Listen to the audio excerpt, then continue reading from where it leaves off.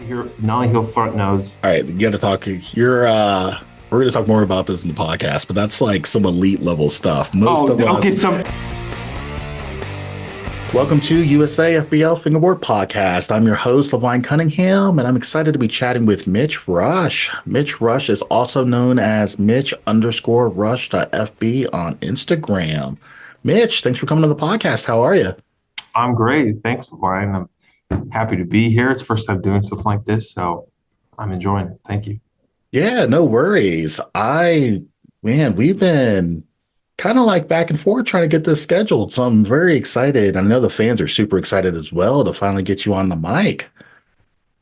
Definitely. Yeah. No, I'm glad this is, like I said, I'm new to this. I'm getting everything all worked together, but I'm definitely going to enjoy it. And we got a lot of questions over Instagram the last few days. I'm happy to answer too. And yeah, just happy to talk about some fingerboarding. I don't get to talk to too many people about it, honestly. So this will be nice for me to, you know, get out some of my ideas and hear some other people's ideas, and it'll be a good time. No, definitely. So one of the cool things, and one of the things I love about this podcast is the fact that I get on here and I get to talk to so many cool people in the industry. We got a year's worth of episodes under our belt now, which is absolutely insane. And so the amount of like knowledge, the amount of like just intel that we've accumulated on the podcast alone, just from fingerboarders, obstacle makers, deck makers, like you name it, like we've had them on here. And so it's just a really cool place, definitely for, me to be able to just get this knowledge, have those conversations and stuff like that. So I'm absolutely loving the podcast and what we've been doing so far. And man, I'm excited to get into this. Same, yeah. So, for people who may not know who you are, which I would assume that, they may not be very Instagram savvy at this point, I feel like you're definitely probably one of the king of fingerboarding clips, in my opinion. Thank you. I mean, Mitch Rush, you are a wizard when it comes to a fingerboard. I mean, it's absolutely insane, some of the stuff that you can do. But before we get into that, like, let's kind of like dial it back into like the early days of your life. Like, tell us like, where you're from, your just kind of like your whole like beginning portion of your fingerboarding journey. Sure, sure. Well, it's not going to be super dressed up and fancy. It's going to be pretty boring, but I'll make it the coolest version of boring I can. Um, I grew up in Marion, Illinois, and if you don't know anything about it, there's no real reason to. I enjoy the area, but yeah, you're not going to get much done here. So, like an idea of a good time would genuinely just be going to Walmart as a kid, and you turn 20 and it's about the same. So maybe go to a good restaurant. So because of that, you could imagine pocket hobbies like this are definitely sprout up in very small ways. So I would say that's some of my upbringing. Grew up in Marion, Illinois.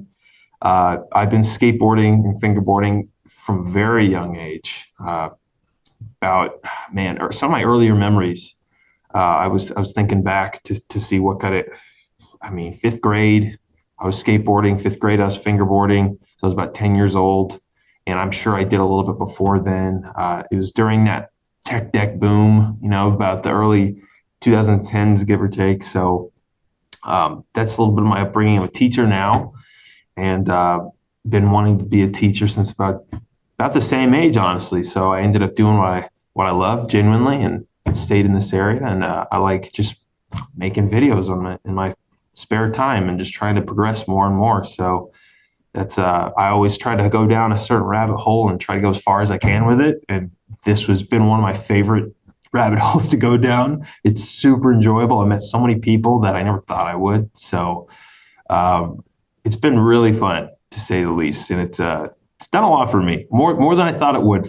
I mean, this is a small fingerboard. Like, it's a piece of wood, and I didn't think I'd do anything with it, genuinely. So I'm glad that I was able to do everything I want with it and continue to. All right. So for you, you grew up wanting to be a teacher, which is interesting because like when a lot of us were kids and we were like told like, what do you want to be when you grow up? almost none of us are what we basically said that we were going to do. And so for me, listening to you kind of like tell us a little bit of the history, like you wanting to be a teacher and then you grew up and became a teacher, like you made it, like you did it. Like your childhood you is like applauding you right now, I'm assuming. Oh yeah, sure. Like it. Well, let's be honest. Like when you think about being a teacher, it's not the most grandiose plan. But my dad was a teacher. A lot of my family members are teachers, so it's definitely something that has been in the family. And I feel like over time, I realized I was pretty good at some of the skills that you needed to have to be a teacher, and I felt comfortable with them. And I don't know. I like having fun. I like presenting new things, people, get them learning things. I like seeing that like little spark. And I'm glad that I was able to kind of facilitate that more on a selfish level. I enjoy trying to share ideas, and it's nice. So yeah, I'm glad I was able to do it. And I'm on year 3 right now. So Gotcha. I had the I still do because I have a master's degree. And so like I think once you have like a bachelor's, you can automatically become like a substitute teacher, even at like a high school level. I can't yeah, remember, each state's kind of different, which I don't know what it is in like Illinois, but I remember like in Missouri, I think if you have a bachelor's degree, like you can automatically become like a substitute teacher and go through the process. So I guess it's fairly easy to go through that process and kind of get your way into teaching that way. And I always like in the back of my mind, like, thought about it, but just never could kind of pull the trigger on it. sure, sure. Yeah, it's no, it's a lot of fun.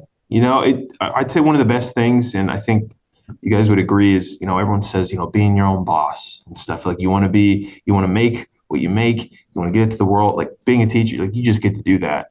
Yes, of course you've got a boss. My principal's great, but day to day, I'm in my own classroom. I'm talking about what I want to talk about. Within reason, of course, and I get to share what I want to share. So that's kind of other than just saying a teacher, like saying teaching's a dream job. Not a lot of people say that, like Mhm. being able to do that in that kind of context is it's so fun. Like it's really enjoyable. So one of the things I never thought I would be a teacher, even though that was my goal. And it's kind of funny how it got brought up actually is the most lackluster story that ended up in the way that it did. But what ended up happening was I took a pre-test in 6th grade. Like the teachers always hand something out and they say, it's just for participating, just to see where you're at. And I took this thing so seriously. And it was in a history class. And I flunked that test hard, but I thought I did all right. And then the teacher walks up to the front of the class the day after they graded, and they said, "Here, um, Mitchell Rushing, he did the best on our pretest, like a 37%." And I was like, "Whoa, that's what I'm talking about." And I remember that day failing that hard, but I was the best on the pretest. I was like, "Yeah, I'm definitely going to be a teacher." That oddly enough solidified my path, and then I'm glad it did though. Something that simple and that silly that early on. I'm glad it happened. So Huh. It's I know that teaching, it's like I think this may be one of the reasons why I kind of like the podcast because it's almost like you're mentoring your students, like, basically with the lesson plan, maybe some life lessons, be able to incorporate just other things maybe inside those lesson plans and stuff as well. And I feel like with the podcast as well, it's a way for me to kind of like mentor like the listeners and the fans and stuff that, watch and listen to podcasts with everything and anything fingerboarding, regardless if it's, hosting events or how to set stuff up or, just whatever, and bringing on guests that are basically experts in their field as well and bringing in that insight as well. I think it's a pretty cool ordeal. definitely, definitely, I can see that. I feel like they kind of bleed in together, which I didn't really kind of like understand it or realize it just till like now you start talking about like how you're basically mentoring your students and stuff. And I'm just like, huh. Because you have a huge wealth of just information as far as like breaking down the physics of fingerboarding, in my opinion. You're kind of like I don't want to say this, but I'm gonna have to say it, but you're kind of like the Rodney Mullen of fingerboarding, I feel like. Oh shoot, you're gonna make me. I'm already so red because I have a red beard. the thumbnail for this video is just going to be me looking like a tomato because you're making me blush, man. Oh No, man. that's so nice though for you to say that. I really do appreciate it. I try to look at fingerboarding very, very.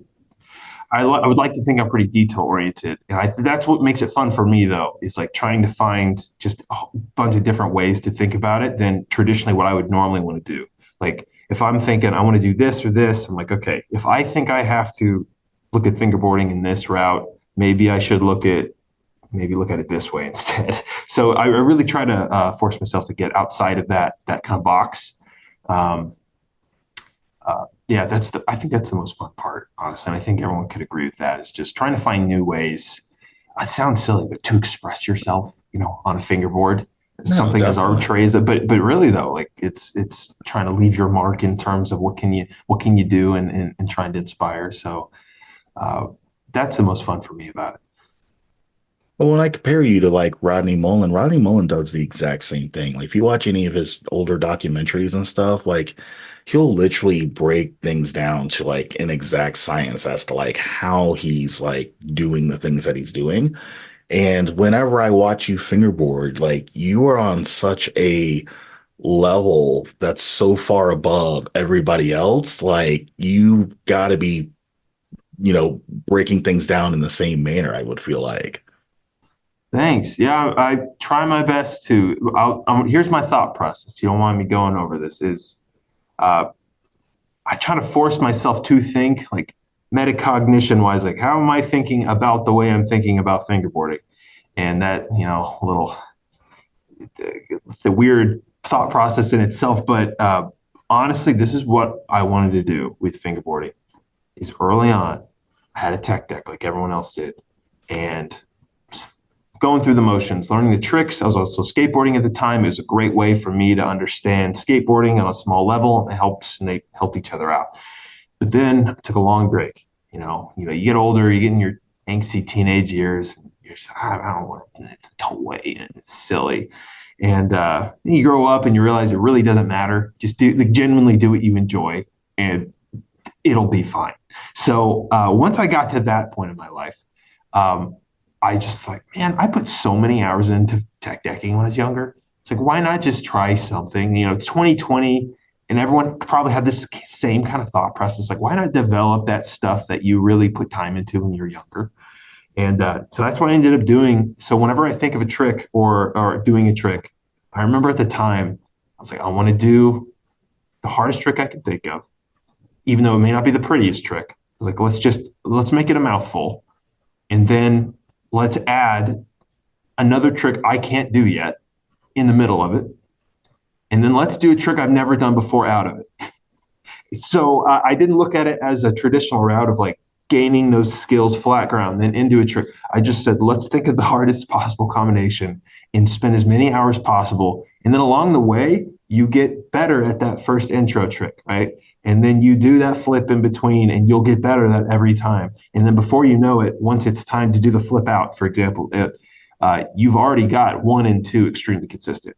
So all you have to focus on is that third. And thankfully, once you hit that 1, 2 in the middle of that combo, hypothetical scenario, that third one, you've got the confidence typically to finish it out a little bit. So that's usually my thought process. It was that simple early on. It's changed over time for sure, but early on, that was my goal: was hardest trick possible, and then just keep raising it as we go. That was probably the most fun thing for me to try to process is I got a little trick list and stuff. I little scattered brain with that, but that's typically how I think about it. Is the second I get an idea, I'm like, okay, we're putting in the notes. We'll try to develop it later and see where we can go with it.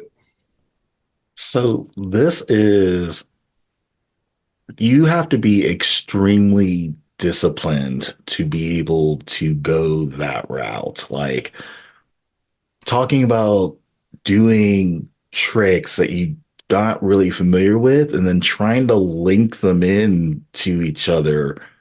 That's crazy talk. Like It's the most absolutely. stupid way to do it. It's the dude perfect way of fingerboarding, which I have hated to say that, but it is.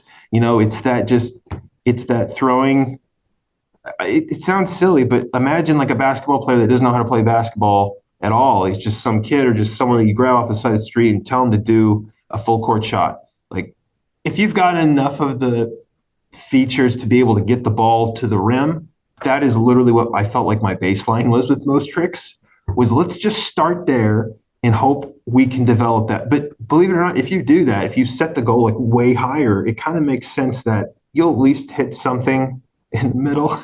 And that's what most of my tricks ended up being was I usually had a 4 trick combo in mind, but I was like, I'll settle for the 2 trick combo because it took that many hours to get to that point. But then along the way, you gain that bag of tricks that got you to that 2 trick combo. So it's definitely a different route to take, I think. But in terms of trying to progress as fast as possible, I found that that was the best thing for me to do.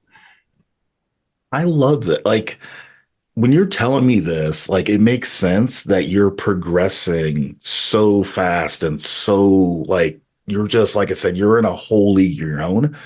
And understanding like this is the process that you do, like it would make sense how you got there. Because like the normal person like me, I have a whole bunch of combos underneath my belt, but all of my combinations came organically. Like I didn't push anything. So like my favorite combo is going to be a blunt shove it blunt. And anybody who pretty much have met me in real life will be like, yeah, he's got those on like lock. And so for me, I'm like, okay, well, how do I lock into a blunt doing a flip trick? And I'll be like, oh, varial flip's my favorite trick. I'll varial flip into a blunt. And I know if I can get into a blunt, I can do the blunt shove it blunt. So I'm like, oh, now I just piece together a 4 piece, no problem. Now I'm like, can I flip out of it? Well, yeah, let's try a kick flip or another varial flip. Okay, cool. Now I've got a 5 piece and I didn't really try anything like too difficult. I just try to basically do a trick where I knew I can catch it in that stance and then basically kind of start linking things that I'm already good at together. And I think a lot of people are like, hey, like if you're good at pop shove it's, let's do a pop shove it nose grind. Okay, cool. Now from a nose grind, are you good at nollie flips? Yeah, let's nollie flip out because we're already good at it. For me, I suck at tray flips. Like I can do a tray flip. I can do tray flips, but like I can do 10 tray flips and they're 10 completely different looking tray flips. Like I don't understand it.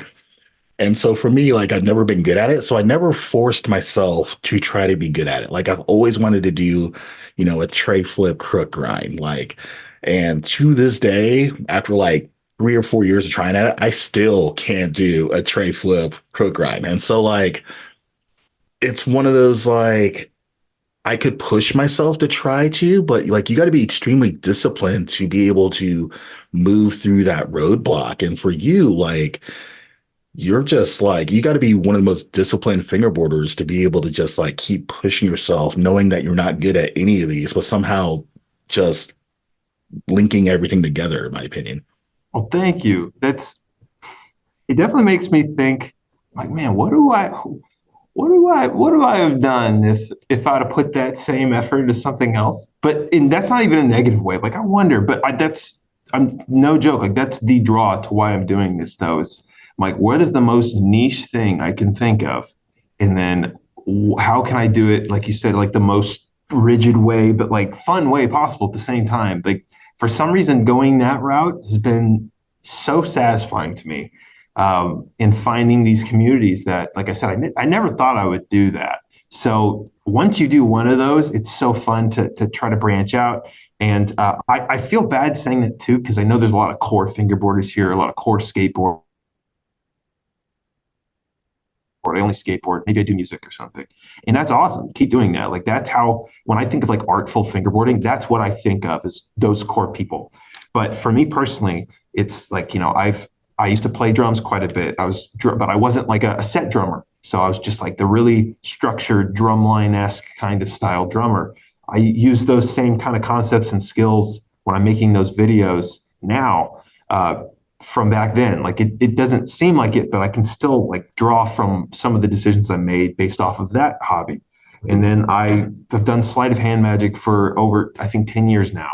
And I'll take concepts from that and I'll try to apply it to fingerboarding, whether it's a feeling of a magic trick and I try to recreate that feeling in a fingerboard trick, or if it's like little things like I'm sure other content creators have thought of this too, is, trying to maybe challenge someone's expectations in a trick. right? You'll see some of the most viral videos happen because you think something's about to happen in a video and something else happens. Like I try to incorporate that a lot into my fingerboarding. Um, or like with, like I said, the magic aspect, it would be maybe if I'm doing a magic trick and I tell exactly what I'm going to do in this magic trick, people along the way are going to think, well, how is he going to do that? Because he set these expectations. I don't understand how he can reach that goal under this condition. I try to do that with my fingerboarding too. That's why I'm really heavy on the slow mo. I am not afraid to say that. I will use that until I die because I think it provides enough time for someone to look at the trick and think, I think by his finger position, I know what he's going to do. I don't know exactly how he's going to get there, but well, I hope he does in between. Like that's the kind of like feeling I've tried to create with a lot of my tricks and videos. That I guess is the way that I would sum that up. Yeah. I agree. Every time one of your new edits will come out, or you're just putting together a crazy combo, I have to watch it like 3 or 4 times just to comprehend what it is that you just did. And so it's it's like a brain teaser. Like every time I'm watching some of the stuff that you're doing, it's absolutely insane. Some of the stuff you do, I don't even think it even has like names for it. Like I'm trying to like half the time I'm trying to figure out like what stance you're coming in. You're coming in like fakey, and then you're like just rotating your wrist a full like 180 degrees and then catching things and then flipping back out another reverse like half cab type stuff. And I'm like, this is wild. Thank you. Yeah, that's I'm not gonna lie. I mean, it's gimmicky, and I get that. And I'm not afraid to say that. I mean, it's gimmicky. I'm just trying to, oh, what could slightly stand out? I'm going that route. And but like I said, that's what's fun for me because drawing back from me skateboarding, I wasn't the guy that went big off of stairs, right? I genuinely was think small town, small skate park, small group of people. They're going to be doing a lot of flat ground. You know, they're going to be doing a lot of maybe some minor ledge tricks.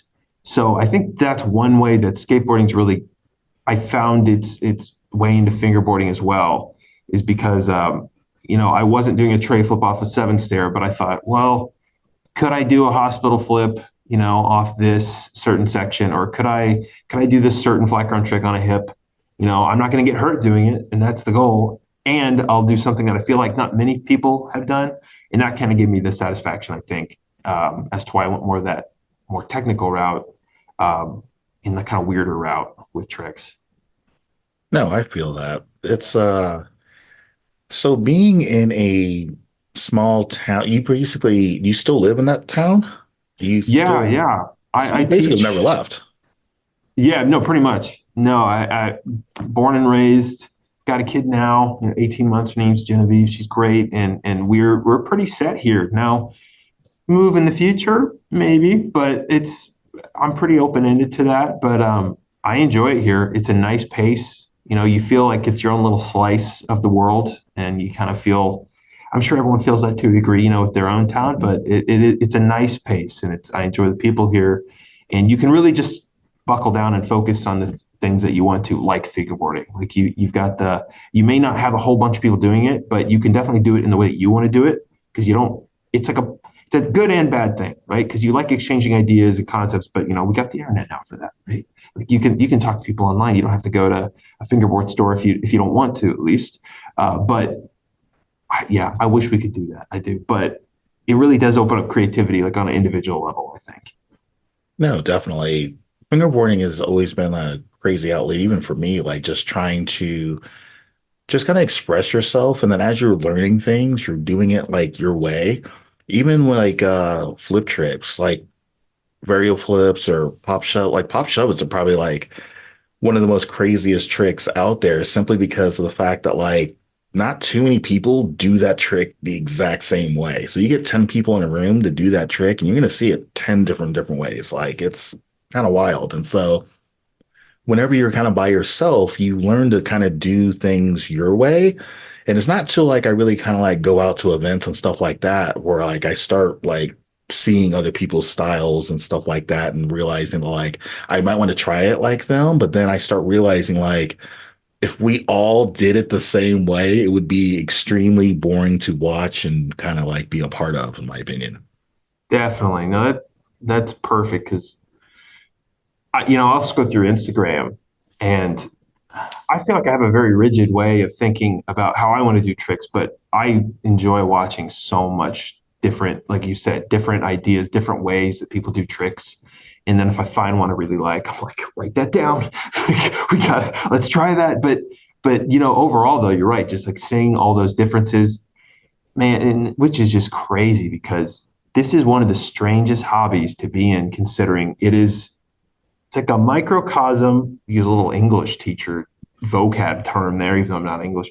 A microcosm of the culture of skateboarding right now, but it's also usually done by a demographic that is representing a culture of skateboarding 10, 20 years ago. Not all the time, but oftentimes depends on generation, right? And then it's now that we've got the internet, we've got these outlets. You see that those differences in tricks and styles so much differently now. There's so many different ways you can go around it to where, years ago, I would see a certain style of trick that is successful, a certain style of fingerboarding. Now there's so many different routes you can go with it that it's been really enjoyable to watch. Like we can complain about the algorithm all we want. We can complain about all the different routes you can go to post your videos online. But at the very least, I think that the positive is that I've seen people do things I never thought I would on a fingerboard, and that's been extremely fun to watch. So many different names come up and different styles.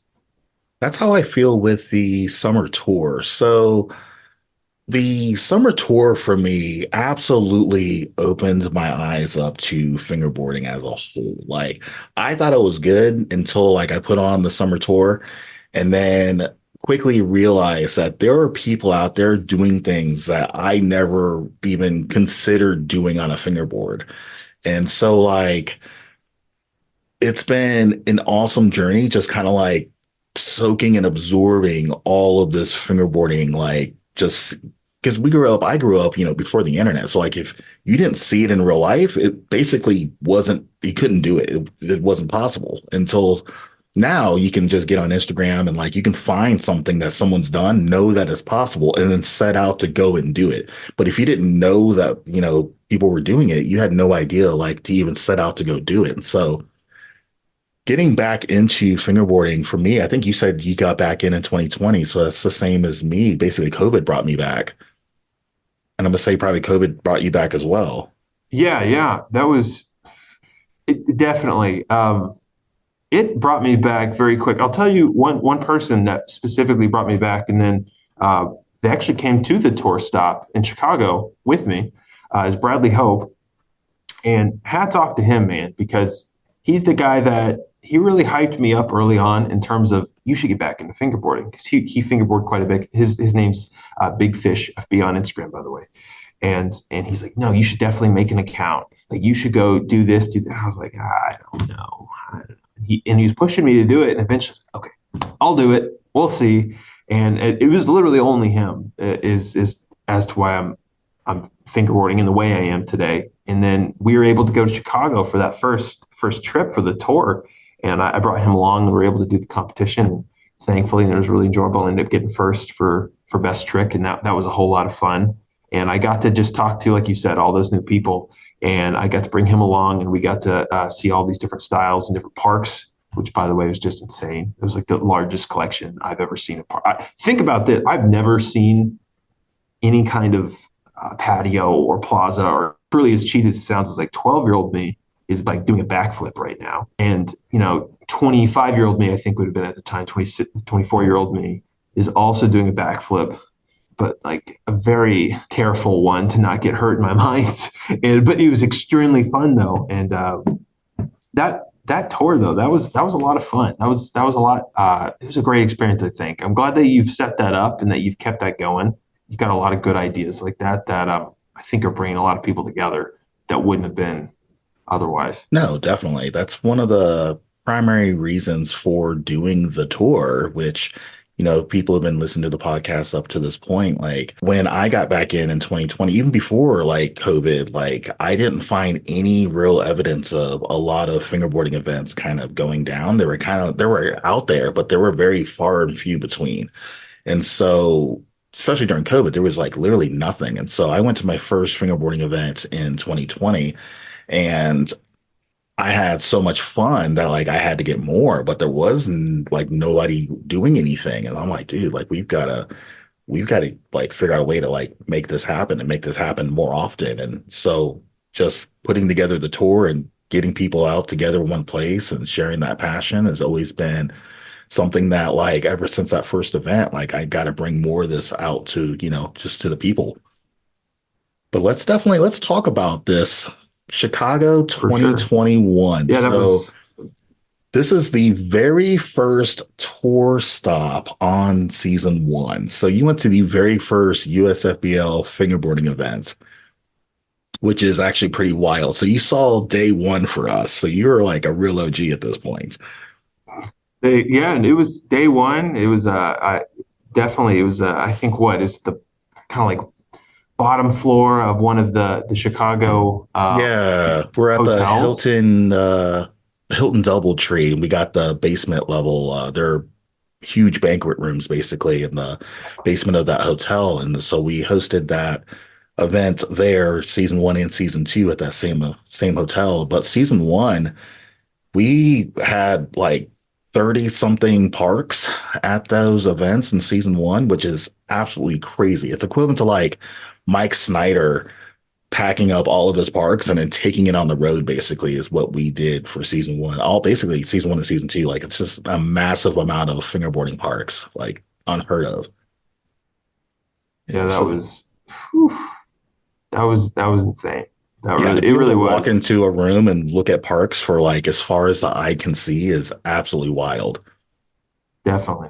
Definitely. I was remembering what some key stand-ups at the time, and some set pieces were like you have Hollywood 16 Yeah. and I mean I'm truly like with skateboarding. I don't skateboard a lot now. I wish I did, but I'm old and I don't want to break myself for the real world. So it's just it's one of those things. Like I see that, I'm like, oh, I'm never going to skate Hollywood 16. That's for sure. But that's kind of cool. I get to fingerboard Hollywood 16.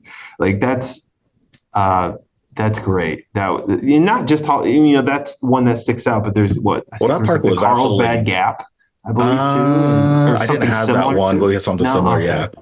But yeah, that Hollywood 16, it's made by Dark Matter and it that park is massive. It's like 12, 13 feet long, something. It Dude. sits on three tables. Like it is that big. And it's basically to scale and just as difficult to skate. Like I never like skated Hollywood 16, but if I could, I'm assuming that like the fingerboarding version of Dark Matters Park is pretty equivalent. Like it's still just as difficult. It's just got the same slope and everything. Like it's pretty accurate. That's awesome. Yeah, that's pretty sweet.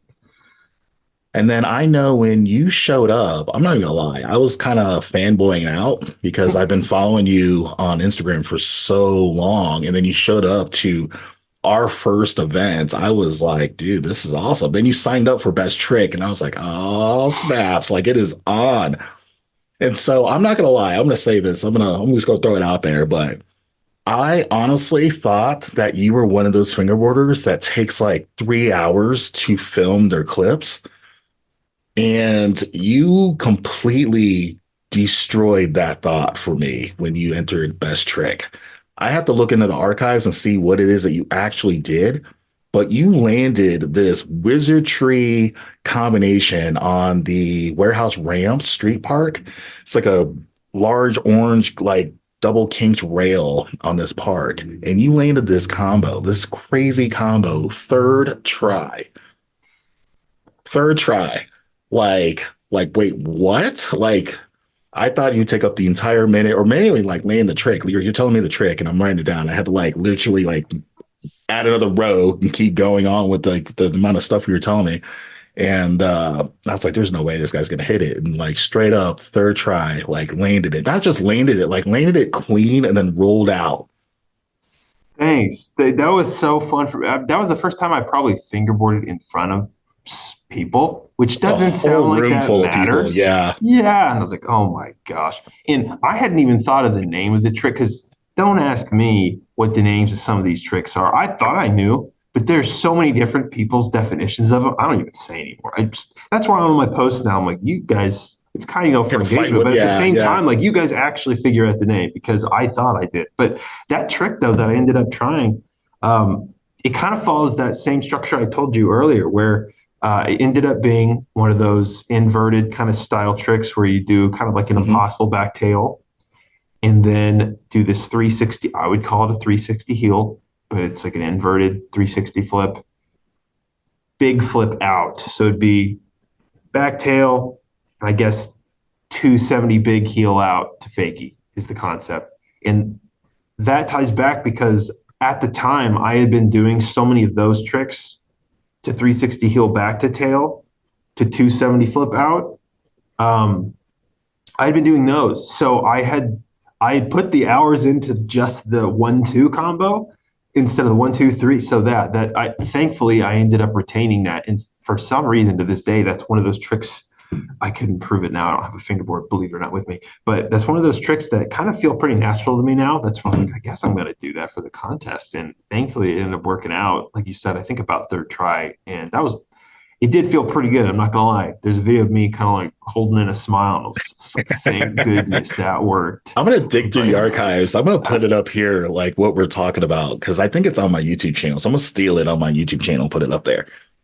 But yeah, it was magical. Like for you to be able to do that, lights, camera, everybody had their phone out. Like, I mean, high pressure, high stakes, like third try just killed it. And the whole room just went absolutely nuts. Like everybody in the room literally like stopped fingerboarding and was just like crowded around like the best trick table, basically, like just watching this action unfold. It was absolutely wild. The energy was amazing. it was very very fun from that. But yeah, and like I said in that video, I'm holding it in. I didn't do it very well though in terms of holding it, but that was a really good time for You sure. gave me, I I'm glad that remember happened. this vividly too. Like you gave that whole like Tiger Woods, like just, yeah, hurrah, fist up type deal. Like, Oh my like you goodness. knew you did it. Like you knew that was the one. I felt pretty good about that one. I did. That was nice. Uh, good times, man. It really was. It was good times. Definitely It's a lot of crazy to think it memories. was, yeah, yeah. And it's times, passing. And I mean, that's kind of a while back. Yeah, like 3 years We've or been doing so. this Yeah. for some years now. So it's cool to look back on those. Which it's when I'm so there's a few select people, and I might get a little bit of backlash on this, but there's like a few select people that are just like on a whole nother league of their own. So like, you got people out there like Chris Daniels, Mitch Rush, Mike Snyder, like Nico Frank, Stoli, like a few of these guys that are like, you guys could stop fingerboarding for like 5 years and then let the rest of us try to catch up to you. And we might not even still be on a level, I feel like, of where some of you guys are even at. You guys are like on like a whole elite level on your own. And like, do you guys kind of see that when you're looking at other people's clips and stuff, realizing like, oh, I've been doing that for 5 years, 10 years now type stuff? Like, Um, do you recognize that you're on like an elite level, or is it just like you're in your own like kind of like bubble, I guess is really what I'm asking. okay. I feel like, because like you said, I don't want to get backlash from this either, but Well, I mean, it's because fair I'm not to right. say It's that just we as in know like that you're having good. We fun. just want to No, know that you're good, or you just like don't really pay attention to it and just do your own thing. I would like to say I don't pay attention, but I definitely do. That's what the way that I set my goals with fingerboarding, what I wanted to do. Like it's a lot less romantic than it sounds. I genuinely at the time and still I look at what's going on in fingerboarding, and then my thought process, other than what I said before, was like with those silly combination tricks I did. My goal, believe it or not, like repeating in my mind, is I was like, what trick can I do now that I don't think anyone's done? And how much time can I put into it to make it as good as possible? Like, how can I make that trick look as though I've been doing it for years, as fast as I can? And then, do I expect anyone can do that trick in 10 years? Um, granted, I haven't been in the fingerboard scene very long, but that was like the mindset. It was like, let's do that. And then hopefully on a lazy level, I'm like, hopefully that will make up for all the time I haven't been posting. And, because I'm like, at least hopefully someone will rewatch it or something. But yeah, no, that's pretty methodical on my end. That's the fun part is really like thinking of the tricks, like doing them. It can be a burden, I'll tell you that, but it's a lot of fun. It has a lot of satisfaction. But no, that really is the end all goal. I think at the end of the day is trying to do tricks that I hope no one else could do. But then now, oh my gosh, there are some people that it's just life, right? Some tricks that I could have put 3 hour session into it nonstop, just every half second trying a trick. I mean, and some people are doing those in an hour, maybe 3 tries, 4 tries. Let's even go to that minimal version. And I'm like, oh, there goes that 10-year mark I was planning on. It was only about one, but I'm not disappointed by it. It really forces me to try to think of new things. And in the end of the day, it makes it even more fun and more competitive. I'm extremely competitive when it comes to that stuff. So, um, yeah. I'm thinking about it now. And I'm thinking of all these different tricks. I'm already thinking like I want to do that right now, but I know it's going to take 5 hours. So maybe I'll have to wait till next weekend. No, I feel that. It's one of those things that, a lot of us, when we look at you, you've got such a huge bag of tricks that the majority of us, we can't even touch. And so, like, you got someone like myself who can produce, five, six, seven-piece combos, but struggles to tray flip consistently. And so, like, I can be great in my own, like, sphere, but there's still like things in fingerboarding, obviously, that I'm lacking. But like, that guy that may be able to do that trick, 3 or 4 tries, he might not be good at a lot of other different things, or, parts of fingerboarding. And so when I'm looking like overall, if this guy who does it like 3 or 4 tries and he can bang out these, he might have 3 or 4 combos and that's it. Like that could be like it. That's all he is. And so you don't know. And so it's kind of hard to see how rounded, I guess, a fingerboarder is. And so for me, when I look at, people like you and stuff that have like a huge bag of tricks that like I can't even touch, like it would take me 5 or 6 years to even get on just on talking terms of being on that level type of deal. Like that's crazy accomplishments within themselves. Thank you. Thank you. That's like I said, it's all part of the fun with that is that thought process. And no, don't get me wrong. There are a lot of tricks I cannot do. I will never touch. I even said I wouldn't be talking about this on the podcast, but little things, and they're not even that. They're nollie inward heels. I'm never going to be able to do in the way that I want. I've already accepted that. I have so many people say, "Hey, I can teach you." I'm like, it's not even worth it. It's not. There are definitely tricks I don't hit, and tricks I've lost. I'm sure you felt that Mhm. where you put so much time into a certain trick, and then you take you put it to the side for a bit, and you come back, and you're like, okay, let's find that learning curve again and try to get those in. But I definitely try to stay as rounded as possible with some of my stuff. It makes it more fun for me. Sometimes you don't always want to battle a trick. You just want to have a nice little session Mhm. and do some key tricks here and there. So try to keep it fun for myself on that level. I like the But vibe sessions where like you just put on music, you got like 20 minutes of just spare time, whatever. You just kind of vibe out, not trying anything. And those are the yeah, sessions where I accidentally do something that I like. I think I can actually kind of hit you like you're just vibing. You're just not even trying to do anything. yeah, You're just vibing.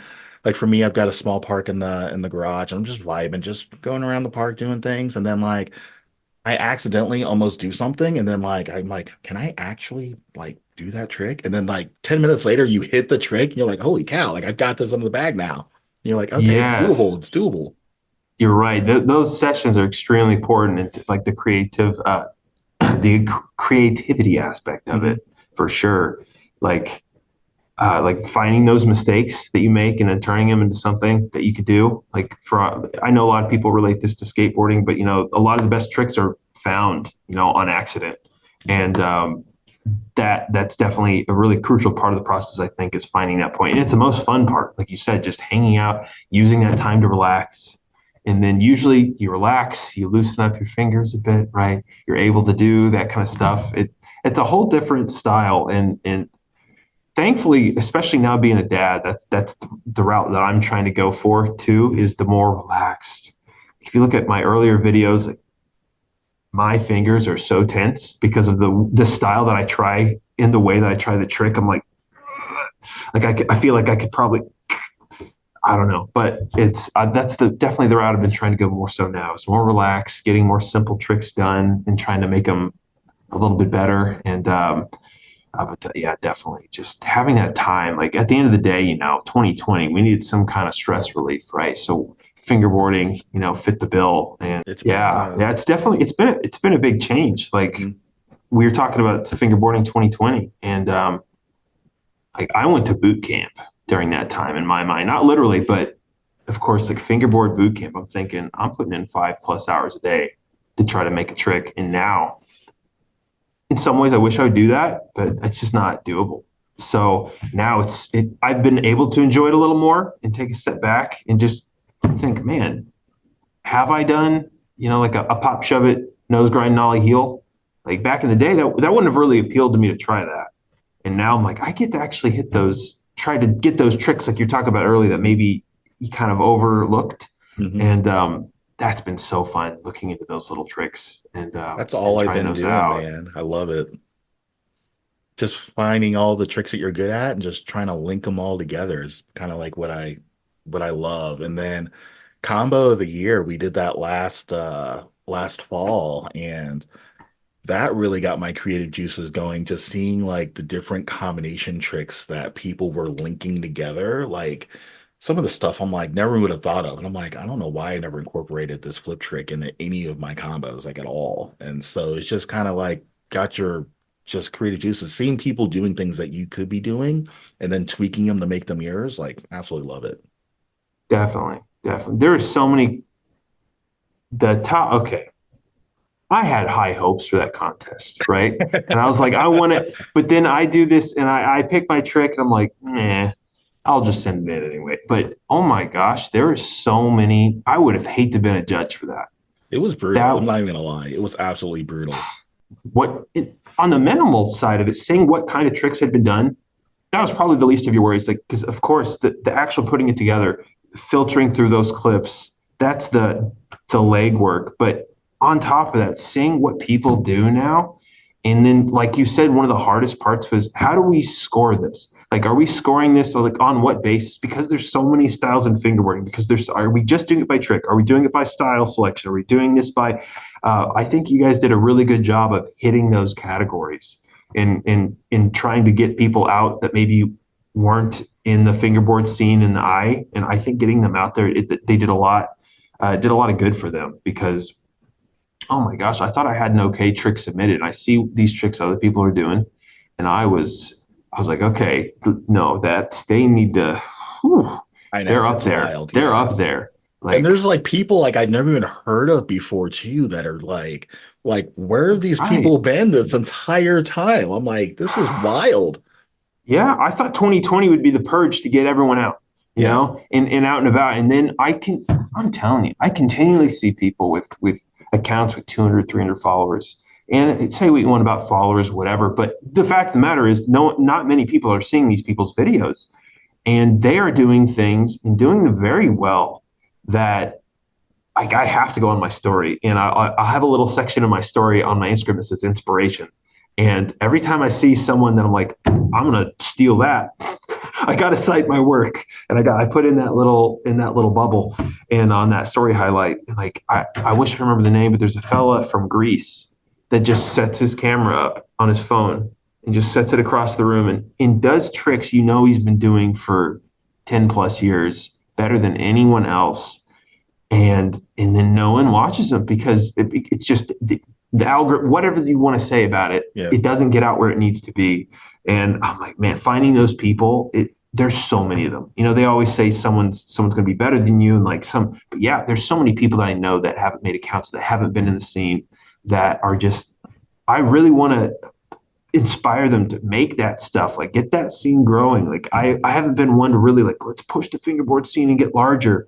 But when I see so many people that have so much of that unlocked potential that I would love to see and get inspired by that stuff too, more on a personal level. Like I would love to see that. It's enjoyable. I want more people to do that.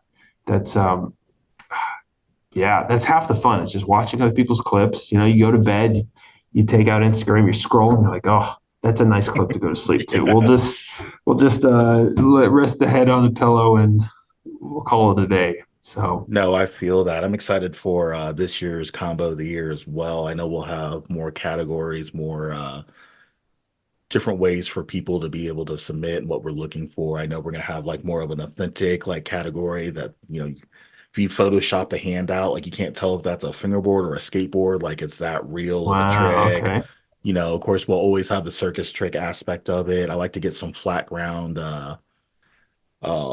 We had like some Rodney Mullen, like flat ground, old school, like just transition, like just tricks and stuff. And I want to get some transitional tricks, combos and stuff into the mix as well. So we definitely gonna open up that sphere as far as what a combo really is and try to like categorize, the different types of combos. And so instead of lumping them all into one. So that was pretty much the only real downfall I feel that I wouldn't say like it's like a mistake. It's just, it's a learning curve. So sure, sure. I mean, my idea is you're like, doing something no one's done, and not to like give you too big of a head here, but you know that, like, and that's the appeal to it is yeah, we've seen similar things with skateboarding, but the fact of the matter is, it's not been done with fingerboarding. We don't know exactly who's going to be tuning into this. You know, we don't know how many people are out there that this would draw in, and we're hoping more than not, right?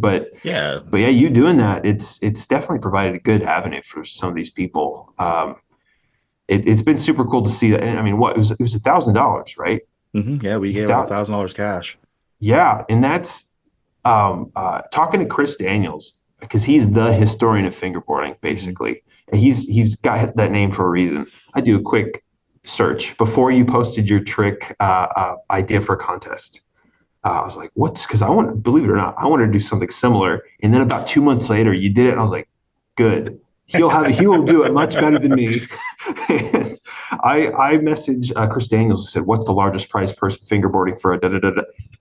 And I'm pretty sure you guys matched, if not did, the largest prize purse for that. That's about all I could afford, to be honest with you. Like unpopular opinion, Sure, people don't realize. It's like I had a couple sponsors that came in with like 50 or $100. So we had like $200 of that was sponsored by companies. I want to say I should know this off the top of my head. I'm sorry. But like Pipsqueak Wheels donated some cash. Loose Nut Fingerboards donated some cash, and then like literally like the rest of that directly out of my own pocket. And so sure, sure. I Yeah, want you're to do really more, building but something. like, yeah, like I definitely wanted to throw in more, but I mean, like to literally just straight out of your own pocket, just push this because you love and believe fingerboarding so much. Like it's awesome and wild and see it all just kind of unfold for sure. Definitely. And so, yeah, I don't know what the largest amount was. I know like Fast Fingers, did Fast Fingers have cash? I'm pretty sure they did. I want to say I they don't did know the amount, too. I but can't remember either. Or maybe it was all price. I'd have to rewatch what they were doing, but I was just like, what's a large number that would just get people excited? And I'm like, $500, like to today's economy, it's like $500. It's like, like don't get me wrong, $500 sure. is 500 Yeah, bucks. Like, but I'm like, would $500 get you excited? I'm like, maybe. And I'm like, $1,000. I'm like, okay, that gets me excited. So I'm like, let's strive for that. And sure. so we did that. We got the prize packs and all that stuff. I mean, it was combo of the year, man, was definitely a very, very fun experience. And I'm excited to be doing this next year as well. So I plan on pretty much doing this every year until I die. That's pretty much the goal. Nice, nice. So 20, 30 And years down then the road, we're going to have something absolutely crazy for sure. 20, 30 years down the road, we're gonna have Ridge probably like switch 360 inward healing off like the I don't know, the Empire State Building or something, because he's gonna gosh, we could talk all day about that guy, but yeah, if you Yeah, guys Rich don't know, he's the guy FB, that won. he's the He's guy that insane. won. I think he's Gosh, 16, if I remember correctly. he is 16. Yeah, or he's about to be maybe. He actually just messaged me the other day because I'm a driver's ed instructor. He's like, hey, you got any tips? I was like, let's go for this. Nice. I got some tips for you. Yeah. I think he's 16. That guy's nuts. I mean, oh gosh, we don't even. I would love to talk about him more, but everyone knows him. Like he's the I need to guy. get him on the Whew. podcast as well. Now that I'm thinking about it. I don't know how he slipped my mind, but I would be interested in seeing like kind of like his insight as to how he's doing what he's doing as well. Just the thought process. That guy is a prodigy. Like there's only so many prodigies that exist, and I feel like he's like one of the only in fingerboarding. I And think. he's so young. That's what's crazy. So Yeah, like imagine like 4 or 5 years from now, like what he would be doing. Like the thought of that, like utterly kind of scares me. definitely, definitely. King of Skate. I mean, what is it? Not King of Skate. What am I saying? Game of Skate. There we go. Game of Skate champion everywhere. He covers just about all the bases in terms of what you'd want to do in fingerboarding. I think he's a very creative guy, and he gets a lot done. He really does. It's No, awesome. definitely. It's wild. Like on Big our tour and inspiration. stuff, we've got a lot of minors that are just coming up through the ranks. Like some of the best fingerboarders in this country are literally under 18, which is absolutely wild. Yeah, it's great. And from my position, I'm a teacher, so it's like it's an interesting power dynamic, of course, like with my job. So it's definitely something like with Instagram. It's funny because like I look at the students in my class and I'm like, oh yeah, I'm the teacher. I do da da da, give you work, teach you some stuff, and then yeah, I go to what I enjoy doing at home, and then I'm like, oh, this 16-year-old's better than everyone. And it's so funny. It's such a change because it's a switch in my mind. I'm like, there's an authority figure right there. It's so funny to me. But I mean, hey, he's earned. He really has. Like in that group, like that age range, of course, fingerboarding is really catered towards, and skateboarding alike. It's the same concept. But they've been really towing the. I mean, they've been so creative in recent years and getting new stuff out. Like what Hawaii FB. Mhm. I mean, he's. I'm gonna be honest. Hawaii. He at first, I was like, "What is this guy doing?" It's like, "What? I don't know enough about him." I was like, "He's trying to get on the trendy side of fingerboarding." As if I even had it. Like anyone can do what they want in fingerboarding, of course. And then he just started to get so good, and he started to get so awesome in his video skills, so much. And I was like, "Oh my gosh, this guy's a real player in the fingerboard game. Like this guy really makes sense." Uh,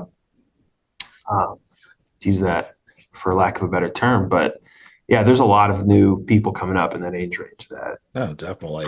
I actually had the super opportunity inspiration. to meet Hawaii FB. He Yeah. flew out to the Texas stop on the tour last year. And, I did the same thing, kind of fanboying out a little bit. And, I was actually honored that someone would fly like that far to a fingerboarding event that I was hosting. And so it was pretty cooler deal. But I was kind of the same thing that I thought of you as well. As like Hawaii's got to be like one of those 2, 3 hour guys. And he entered in some of the competitions and stuff and immediately shut that whole thought process down for me. Like he's the real deal as well. Like he's good. Like he's real good.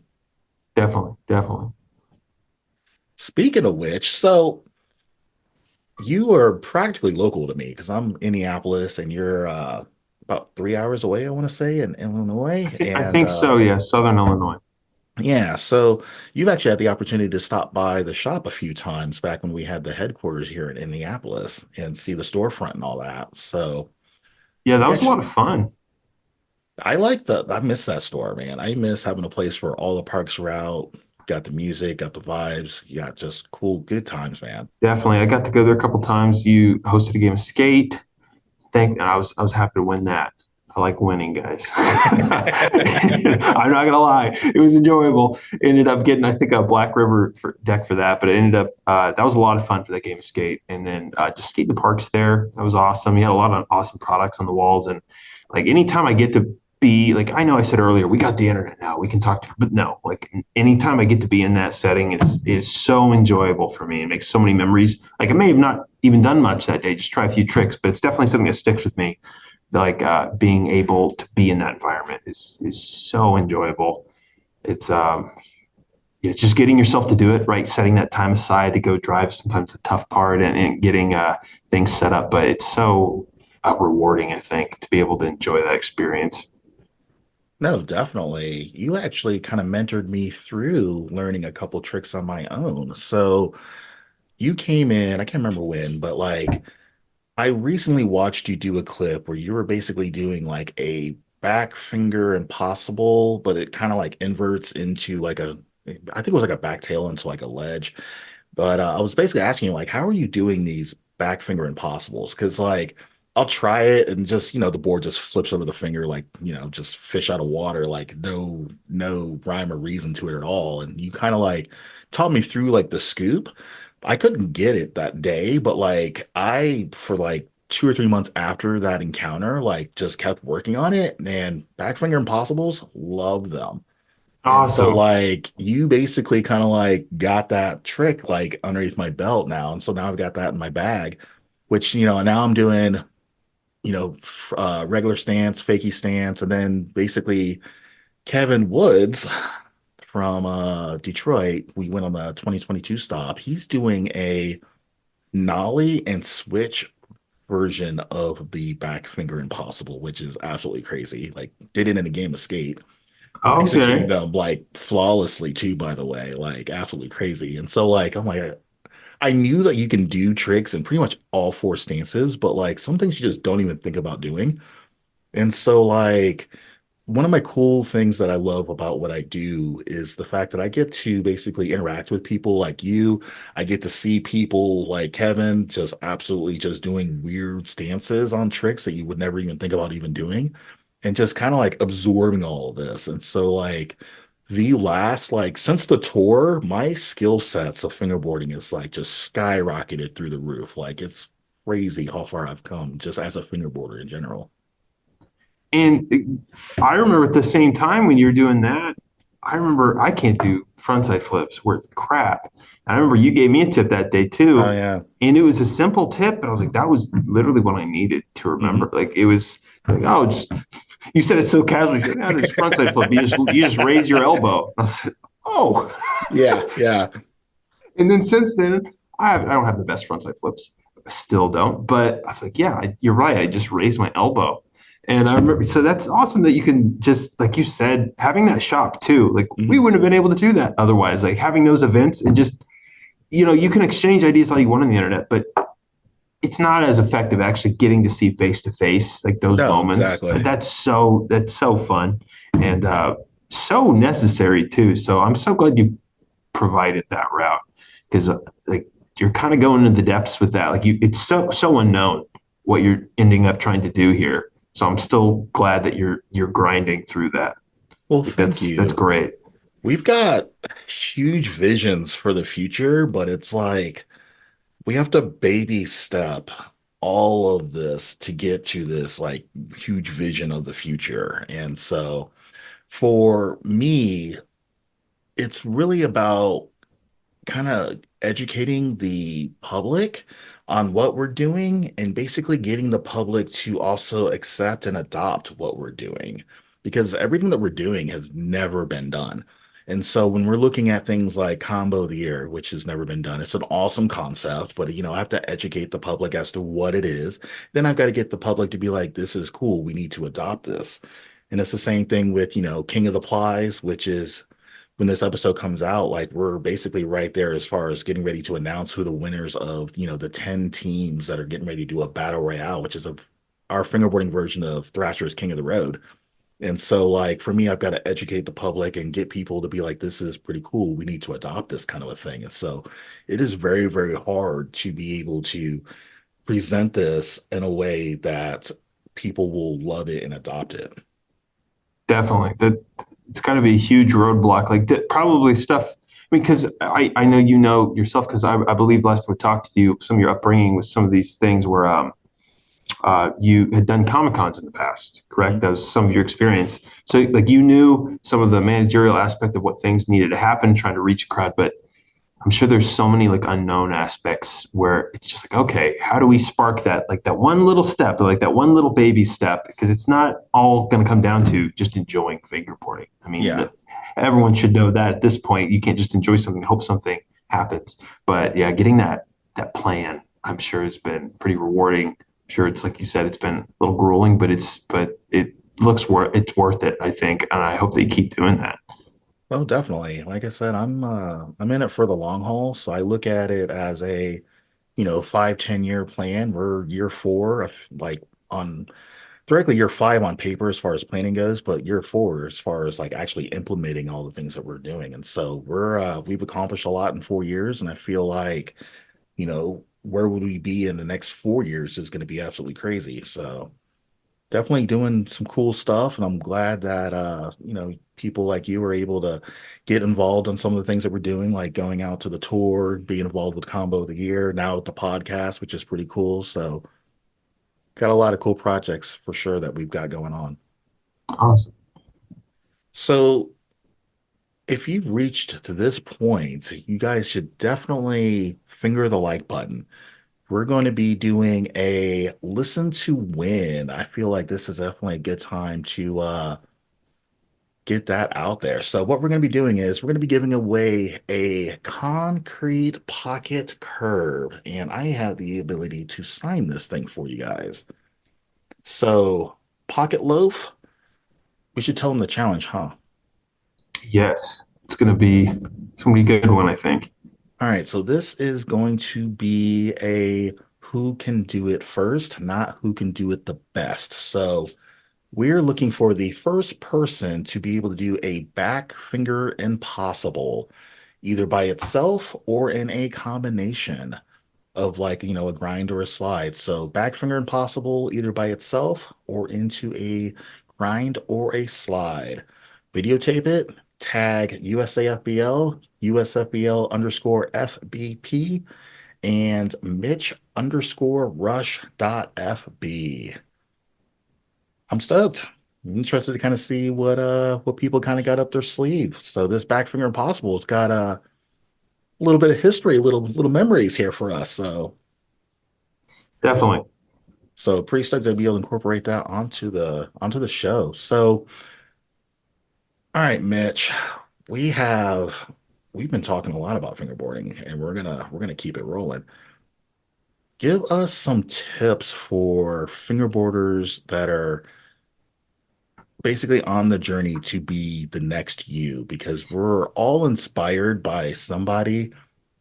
For some people, people want to be like you. For me, it was being like, Nico Frank. Like tell us like if we wanted to be you, like how would you go about trying to be you as far as fingerboarding skills? I don't know if you want to do what I do, but it's because it can be really fun, but it can be annoying too. So like it depends. This is what I would say overall. Um, just you're gonna have to put a lot of time into fingerboarding, and you should only really put in that time if you enjoy it. Like, so define kind of like your goal, what you want to do with it. If you're just doing fingerboarding to enjoy it, just enjoy it. Do the I'm not telling you how to live your life here, but if you just want to enjoy it, you want to have a really nice time doing what you're doing, more than likely you like skateboarding. So, and you like emulating skateboarding, right? So just do that. Do the tricks that you like seeing on a skateboard and make that your thing. Do that big spin back tail as good as possible. And I think that's super fun to watch that stuff. Um, but if you want to go more technical, or if you want to go more like I said, one of my goals that I try to do with fingerboarding is just try to, break that next ceiling, try to like up the level just a little bit in what my mind is, what could be possible to fingerboard. I just look at as much fingerboarding as you can, or just focus as much on what you enjoy doing as you can. Of course, you can do a little bit of both. But I found that a good balance of the two are the best. Personally, what I've done is just look like Nico Frank, right? I like how smooth that dude is. I like his videoing technique. All I know is when I saw that video, I was like, that made me feel good. Like his flat face part, I was Mhm. like, that made me feel really like I enjoy watching that. So then I watched it over and over and over. And I was like, what made me think that this was so dang good? And then I started to piece apart what I liked from that, put it in the toolbox. And then I look at people like Matto FB. He's not quite in the scene right now, but he incorporated music into his edits so well, and his trick selection so well. that I was like, I need to put that down because that's what I want to emulate on that level. So what I could go through the process with all these, of course, like trick selection, Chris Daniels, Fingnars used to be on Famous Dex, my sponsor. He used to be on the team. He was doing the upside down tricks at the time that I hadn't seen, and I was like, I like that style of trick. I want to try to take that as far as I can, and then I did that in the way that I wanted to. So what I would do for you guys is define a goal, okay, in fingerboard that you want to do. Maybe it's to get a sponsor.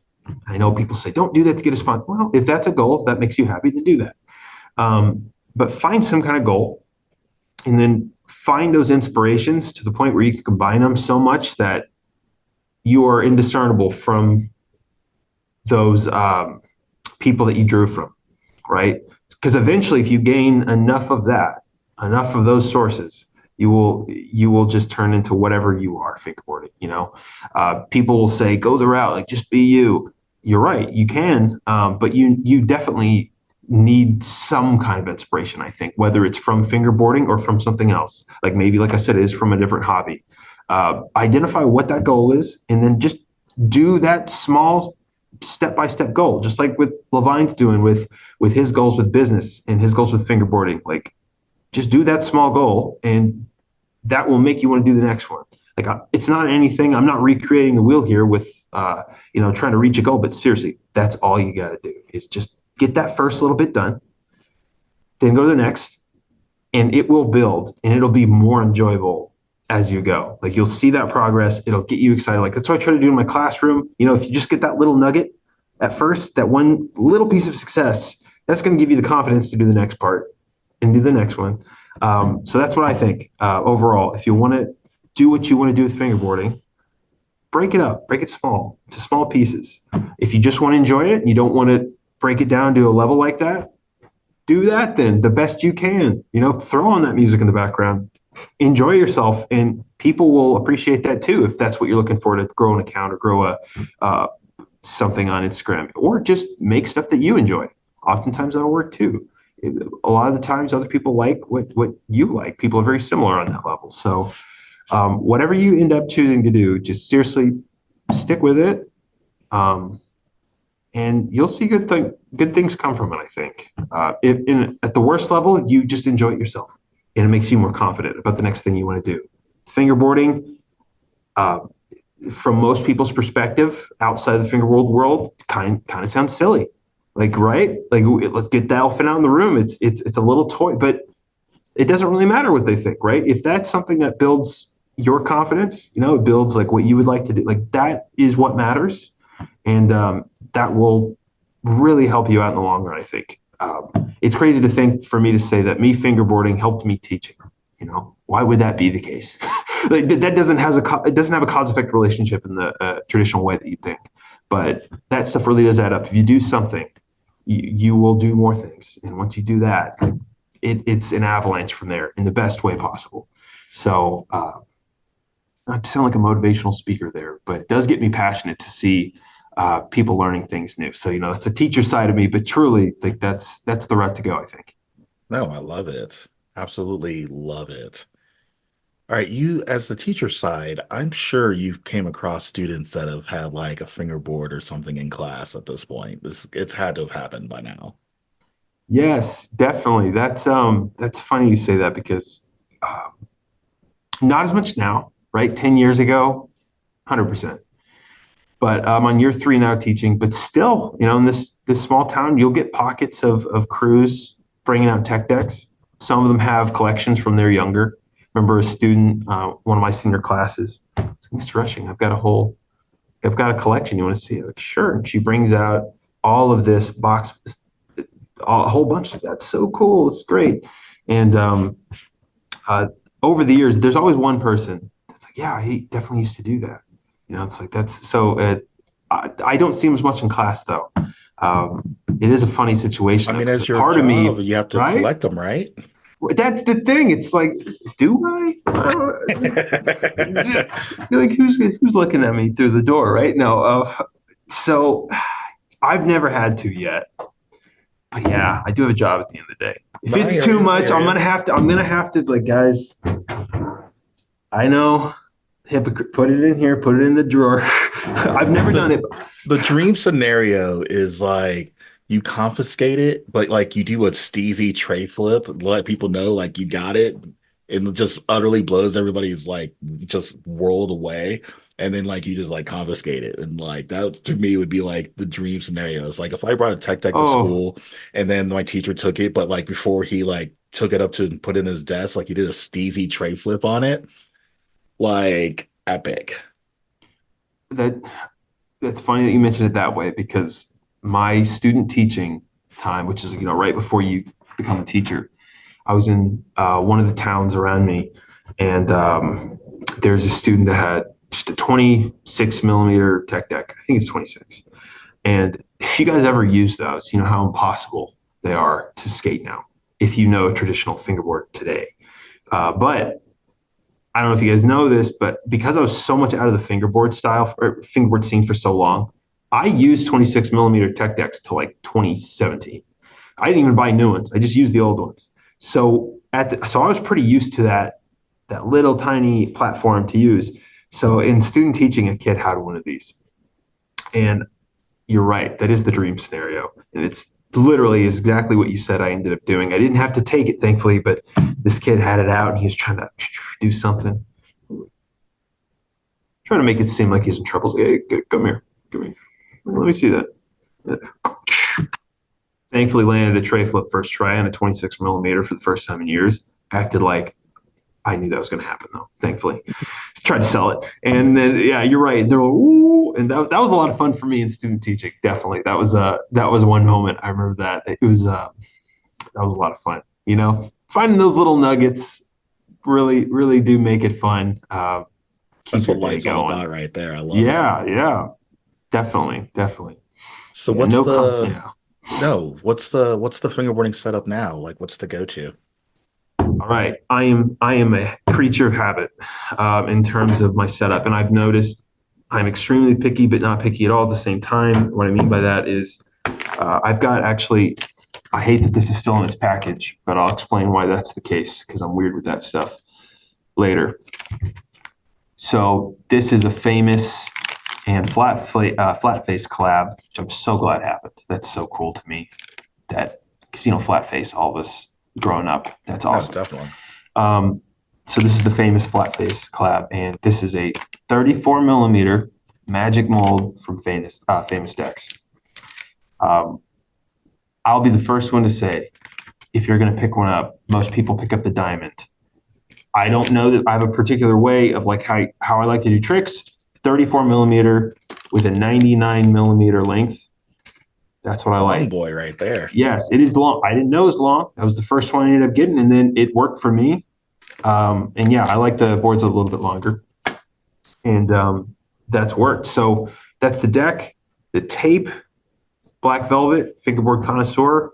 I just genuinely think it's the best. My mindset when I got into fingerboarding was like, I really hope I can get sponsored by the people I genuinely think are the best.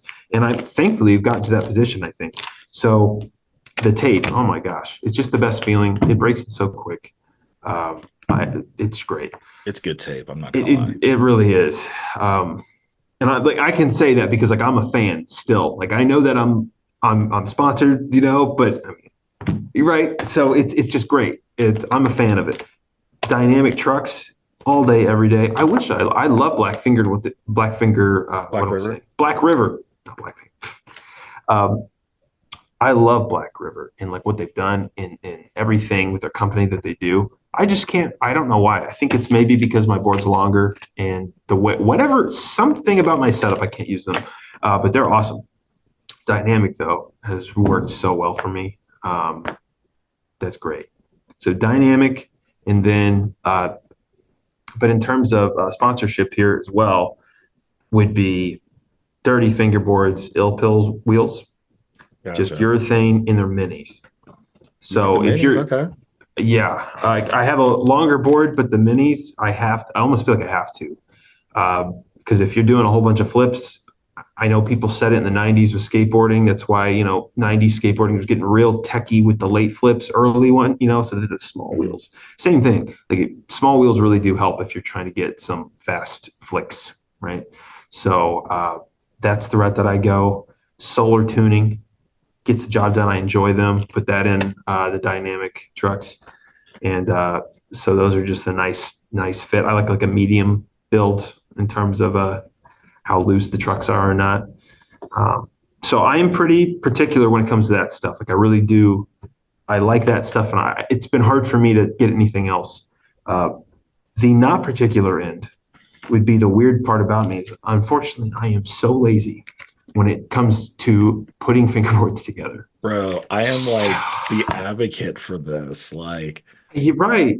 I don't And understand. Like, I'll have like a whole setup I want to set up, and I'll literally, I kid you not, like it will sit out to the side for like months, and there's no reason for it. I don't no, understand why. Like, I don't understand it. I don't know why. because If you're I right. ever Because make it rich, like if I ever get rich doing this for whatever reason, like I'll have a professional fingerboard setter upper.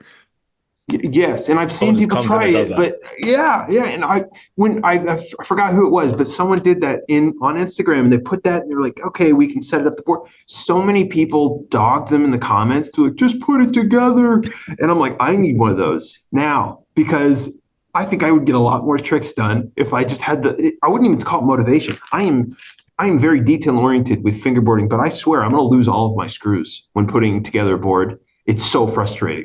Like I'm Yeah. going to mess up the tape at least twice. Like I am so not good at this part of like I know some people love it too. Like that's why they love fingerboarding, is getting the little details, getting the color of the wheels, match the board. Yeah, Like yeah. that is not me. So That's it's not me either. That's right. crazy. It's Finally, definitely I meet someone who's the same way because I feel like I was the oddball out. Like everybody's like, as soon as mail day hits, like it's on like Donkey Kong, and like for me, it's just one of those like I will literally let it sit for months and I don't understand it. Like I don't even know yes. why I do it. It's weird. I know, and like it's not just procrastination, right? Because it's an enjoyable task. It's not too. It doesn't take too long, But yeah, it's something about it. I don't know why, I don't know but why in either. but I here don't I'm like it, but I don't know why I don't right. like it. Here's a pro to this, and this is a tip for all of you people out there. I think you will benefit with that style of thinking because what I've found is that the worse your board gets, you have to adapt to that board Hmm. and you're going to have to do tricks that you've never done before because guess what? Your tape's so bad now you can't even do a kickflip. so so then I'm thinking I'll do shove-its then. So then I have to it forces myself to do shove-its. And I found that a lot of the times the different styles of tricks that I really focus in on for what seemingly is months at a time, I'll focus on one specific trick, one style or category. It'll be because my board's to a point that it's worn down so much, I have to do that trick. So, and It's I've got, like I weird. said, it's in, I know this sounds bad because I've got sponsors. It sounds like they don't give me anything. That's not the case. It's just, I'm like, let's just do it. Why not? Let's see what route that takes us down and see what kind of tricks we can get from this condition of the board.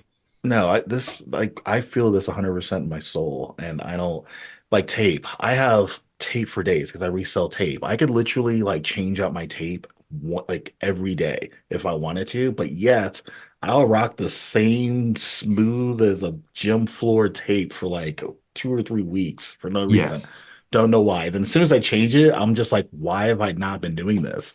Like immediately, I'm just like, I can do so much cool stuff now. Like, what happened?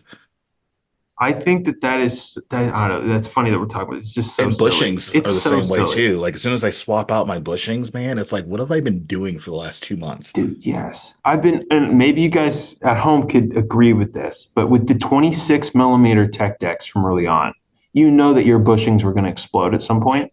And it's to the point where they get to the day one song wiggle jiggle Oh yeah. trucks. I started that then. I did not have a single setup for years that had bushings. I could have gone and got some, but I was like, we'll just work it out. So I had these trucks that fall off. I have still setups that I have to. You saw this in action at your Hmm. store where I'm like, oh man, my wheel keeps falling off. Like, why am I doing this to myself?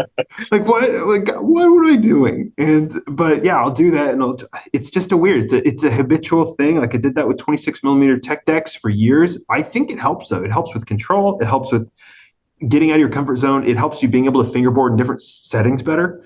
And that's all me to try to reason my procrastination, I think. but still, I I think don't, it's a good it's route to weird. go. I don't know. And I feel bad because, there's people out there that would kill to have a setup Yes. like me. And then here I am with all this cool stuff and don't even use it. And it's just like, I like a part of me is like, I need to do better. And then like there's a part of me that's just like, nah, it's fine the way it is. Like just Yeah. roll with Yeah. it. Exactly. Yeah. Same thing with obstacles. Hmm. I think if anyone's seen any of my videos, I use like the same camera angle, same like 3, 4 camera angles and same setup almost every time. I've changed sets twice, and only because of I had to. And yeah, I think it just comes down to habit because I use that loft ledge so much till it's basically destroyed. People in the comments, they're like, "Get a new ledge." No, I'm going to use this one. Like I'm gonna just do this forever. Actually, I do not like change when it comes to that stuff. With the board, with the obstacles, I like it consistent because then at least I know, like, okay, if I'm trying a new trick, I don't have to change anything. Like it just keeps it to where I can get the job done. I can do it in a way that I like, and I can do the types of tricks I want to do like as fast as I can. And I think that's probably one of the reasons too why I've gone that kind of route. So I'm gonna assume that you've probably got some upcoming projects that you got up your sleeve. Maybe new Sure. no, maybe. Well, shoot. Yeah, I probably do actually. Let me think. I've been saying this for a while now, but it will be out soon. But I go back and forth about this quite a bit. I've got another pro model for Famous Decks coming out soon. Oh. Um, I've said soon for a while though, but it truly, it's a labor of love in terms of me trying to find something I want to put out there that I enjoy, that's somewhat mass appealing, but also is really enjoyable for me. Like I know it's at the end of the day just a pro model. But to me, it's really special because as a kid, I was like, that'd be awesome to be a pro skateboarder. Well, I didn't end up doing that. I'm happy with that. I would have probably my legs have been destroyed by now. So being able to do that fingerboarding, I'm like, well, man, I want to make this pro model like the best I can make it. So probably get that one out as soon as possible. Probably do a giveaway with that. Dirty fingerboards, they're ill pills. They're working. Don't quote me on this. This has been a while ago, but I don't even know if I'm supposed to say this, but I think they've started to roll this out a little bit. Um, Maybe dabbling with pro models with wheels with riders and putting their names on them and such, which is kind of new, in terms of graphics with wheels. They're Yeah. some of the first people to do that, and it's been catching on in the scene. But maybe something along those lines. Otherwise, I've just been battling this Instagram algorithm a little bit, but in the most pleasant way. I'm finally that old guy. I get it now. I get the people that complain the transition from YouTube to Instagram. I wasn't the YouTube people. I never was. I didn't have the cool artsy edits. I just wanted to do tricks. So I did that on Instagram. I do 30-second edits. Well, with the change, with everything, it's like you can do one trick. There you go. So now I'm thinking, man, what can I do? Because I used to do combo after combo. I don't even know if someone's going to watch a combo now. So I'm like, what one trick can I do that fills up 3 seconds? Play it twice. But it's fun though. Like being able to adapt to that stuff is enjoyable for me. So it makes me do tricks I wouldn't have ever done. So that's why I'm sticking to the flat ground recently and trying to go a little further with that. Like one of my recent posts, like I said, I don't know the names halfway anymore. I used to, but now it gets weird. Now I've been doing like underflip. I did like an underflip, big flip. I don't know, but again, it's because normally I would have wrote this down in my notes and I would develop it, but now it's like, okay, let's just do something crazy and let's hope it works. And thankfully, it has been. Haven't been making as many videos as I would like, but being a dad now and having a job like that requires a lot of extra time outside of work. I just try to get what I can done and enjoy it. So uh, yeah, that's probably in terms of projects what we're looking at. I mean, Famous Okay. is doing a lot right now. They are having their own company, Savior, come out too for like a budget option for fingerboarding, and that's some of the first that I've seen on that level where a company controls two different companies in a way. So that's been really cool to watch. But yeah, that's what I would say. That's what's in store so far. And then I'm just going to try to keep doing crazier stuff. I know that's not sustainable, but I'm going to do it until I basically die. Right? Like I'm gonna try to find that trick and then I'll change over time because at this point, yeah, I would say to sum this up is if I'm not doing a crazy trick, I'm putting as much time and effort to get the most simple trick as good as I can, which is also super fun too. Like I like challenging myself in those areas. So that's what you probably can expect. Maybe a little Okay. more flat You got some ground, maybe a stuff. few new combos. Yeah. You got a lot of stuff. So you're sponsored by Famous, Ill Pills, or Dirty Monkey, sorry, because they're Ill Pills. I mean, kind of go off the official list. I know you were talking about your fingerboarding setup, but didn't realize that like every piece of the setup was they're a sponsor as well, right? With the exception of dynamic, yes. Gotcha. Looking at you, Scott. He does. I'm going to tag you till you get sick. Anyways, um, so yeah, I mean, you've got famous, you've got ill pills, like you said, fingerboard connoisseur for tape and solar tuning, and yeah, I'm literally writing for who I envisioned. One of my goals, I told you, it's important to set in fingerboarding is I went kind of the materialistic route early on. Is like from what I found, my success in fingerboarding, right, would be just get the sponsors you're very like that you really enjoy, that you like seeing those writers, you like emulating what they do. So that's who I ended up going with. That was the goal. Um, so like I said, people kind of rag on like, oh, don't set your goal for sponsorship. Well, that was kind of the fun for me was trying to achieve what I wanted to with that. So, and they just happen to have honestly what I think is like the best stuff. So, and I'm glad I get to represent a company that I actually really enjoy and love their stuff. So, yeah, so that's who I got going on there. Famous Tex, fingerboard connoisseur, black velvet tapes, solar tuning, and who did I miss out? I think that's what or ill pills. I think I covered the Let's bases cover there. everybody. Yeah. Man.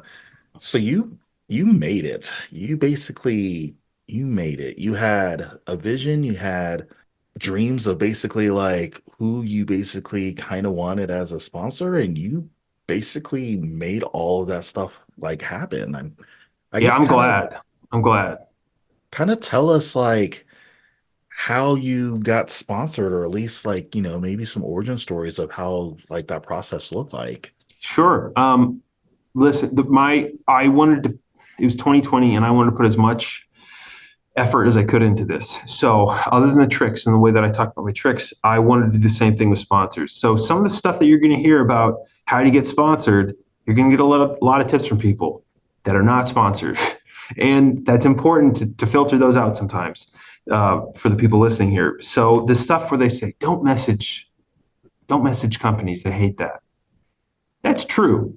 Don't get me wrong, but at the same time, I will say every single sponsor that I've got, I have messaged some kind of interest in.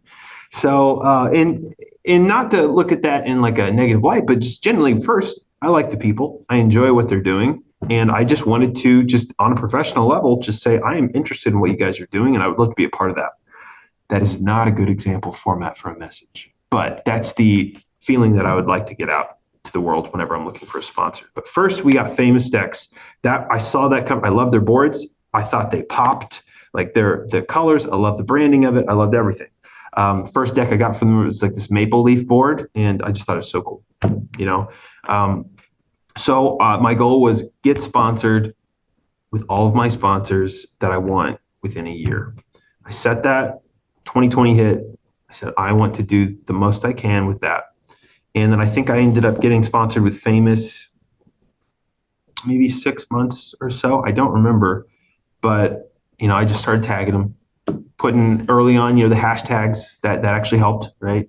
I started using their products, and then because I actually liked them, and it ended up working out.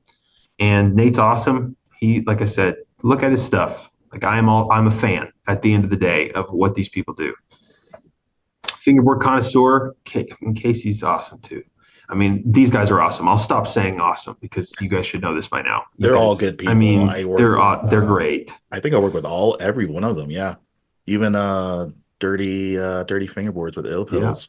yeah. Bike, he's cool Hmm. too. I mean, they're all doing their own thing. I think that's great. So It's so cool. But fingerboard connoisseur, the tape. I kind of went through a few different products over time. Ended up where I was at today.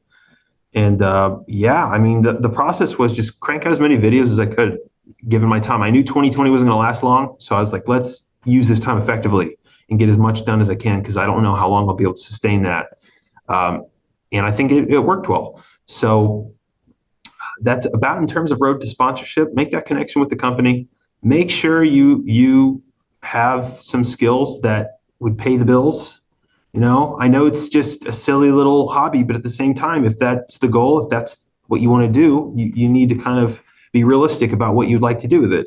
And I would like to think that I ended up doing that. So yeah, be realistic, enjoy what you like to do, and actually pursue that. And then hopefully other companies will take a look at that. But yeah, at the end of the day, don't be stressed that you're not getting that sponsorship or something. It's not much different. You just happen to be getting stuff that you would have been paying for, which I know, especially if you're 16, 17, 18, that's amazing. But as you guys know, when you get to the real world, you can start to kind of buy things, and you get a job and you can put resources into what you like. So you start to realize you should really enjoy the people that you write for. You should respect and enjoy what they put out. So that would be a really key thing to remember if you're setting your goals to being sponsored is not the whole it's not sunshine and rainbows conversation. Everyone knows that the grass is always greener, but it is just truly, yeah, make sure you enjoy and that your core idea comes from yourself and what you want to put out and what kind of style of videos you make or what kind of fingerboarding you want to do and go from there. No, I feel that for sure. I know one thing that I think that we didn't really touch base on, but I definitely know that it needs to be talked about. Upside down tricks or inverted. I mean, I don't know what people are really calling the official Hmm. term for this is, but basically, when we're talking about doing these inverted upside down tricks, like it is literally narrowed down to like a handful of people on the planet that I'm aware of that it can even do these tricks. So like obviously, our guy Chris Daniels, definitely one of the professionals at this. You are absolutely amazing at this. Mike Snyder's got a few of these under his belt too. I know there's probably a couple more that I'm missing that's just not coming to mind at the moment. But I mean, fingerboarding was already hard enough with, regular fakie. Then, you got more of an advanced level, which is nollie and switch tricks. And then you're like, you know what? Let's push the limits to fingerboarding even further by just Sure. like reversing everything and doing everything upside down. So now there's upside down, regular and fakie, upside down, Yes, yes. nollie and switch. And so I keep hating to say like, you're on like this elite level, but like, people like me, we're struggling with nollie and switch. And then there's this whole nother category of tricks that we hadn't even started to even touch.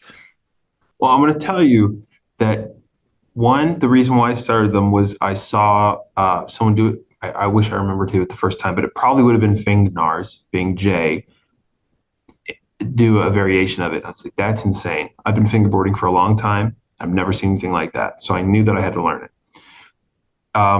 That was the inspiration early on. But before that, CD Playa, Chris, like Mhm. he's I've heard is like the guy that really started that quite a bit. I'm gonna give him credit for that. I'm not sure the originator, but that's who I'm gonna give it to. Um, Overall, guys, I'm gonna be honest. It's not like it's some closely guarded secret with these tricks, but that was quite a gimmick for me. That was something I enjoyed doing. I thought I tried to set myself apart by doing that. Um, so I didn't really talk too much about it. I didn't make tutorials about it. On a weirdly selfish level, I was like, that's kind of cool that I can just pull that out. But I'm gonna teach you guys it very quickly. I don't have a fingerboard with me, but if you just remember these, I promise you develop this over a course of a few weeks, you're gonna be able to do them, and you're gonna find out they're the easiest tricks to do ever.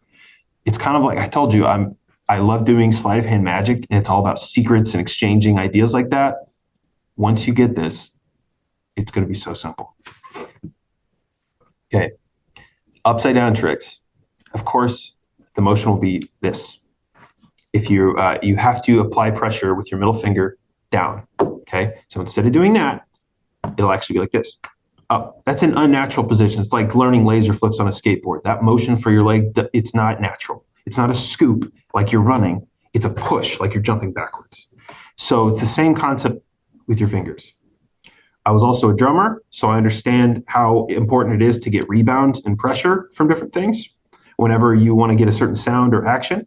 So if you combine that concept, this is what you need to picture. Don't go the route everyone says. Don't learn an ollie first. Don't learn the kickflip next. Do the tray flips first if you know how to tray flip normally. This is what you do. Practice by just getting that motion on the desk without the board. Not to go to Mr. Miyagi here, but truly do this. Okay? Right, so You're going to try to make it as loud as fence. possible. Yes, you try to make it as loud as possible. I'm flicking that desk. You guys could probably hear that. And you are not picturing hitting the desk as hard as you can. You are picturing hitting the desk an inch below the desk. So you're okay? flicking through the. You are flicking through it. Yes, exactly. You're flicking through the desk, and that is going to force you, whenever you get a board, to actually attempt to pop, because your timing is not going to be the same. So if you follow that concept, once you get the board and you try to flick through the desk, your board will make something happen. And that's the first step. To get the tray flip, it's more of a dumb reach here, because it's going to flick like a tray flip probably already, because a lot of things end up doing that. It's not a traditional flick and catch like you do with a fingerboard normally. Instead, you're going to do this. It's going to be going up. If you see a lot of my videos, they do not go like that whenever I'm doing a trick. It goes like this, which is not as pretty, but you got to start there. So flick through, lift, the board will do something. This pointer finger is rarely going to do a thing. It's not going to have as much of a job as a normal kickflip as you would with this inverted stuff. Okay. So hopefully that makes a little sense. And you're like, wait a second, they didn't teach me at all. I'm serious. If you get, that's 90% of those upside down tricks is just getting that pressure. The rest falls into place pretty easily. As long as you come to it with a mindset of, I want to do this trick as lazy as possible, it will come to you. Like a lot of tricks. If you're lazy about it, that means you're moving the least amount that you need to.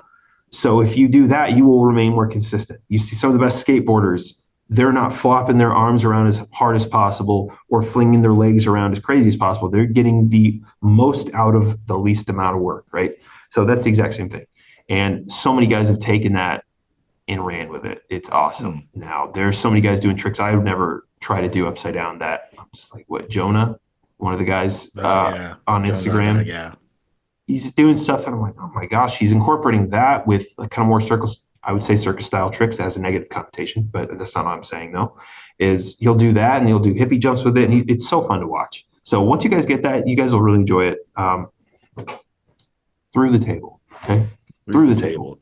So all my audio listeners, you'll definitely want to revisit the video version and definitely be able to see the hand motions here that he's been putting on for sure. This is a game-changing fingerboarding gold nugget right here. And Mitch leading the way on this. This is good stuff, because I've been trying it, and obviously now I'm realizing that I'm just not putting enough pressure on the board when I'm doing it for sure. So game-changing stuff right here. I'm excited. You got me excited to I kind of want to stop the podcast and go fingerboard. Like, that's where I'm at right now.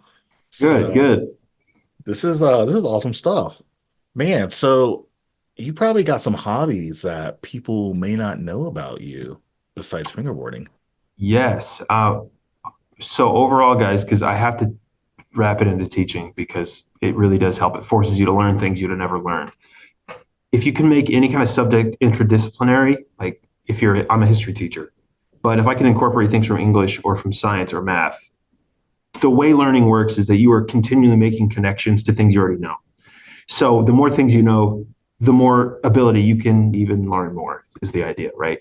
So the exact same would apply to fingerboarding. So like with my magic, I ended up doing sleight of hand for 10 years now.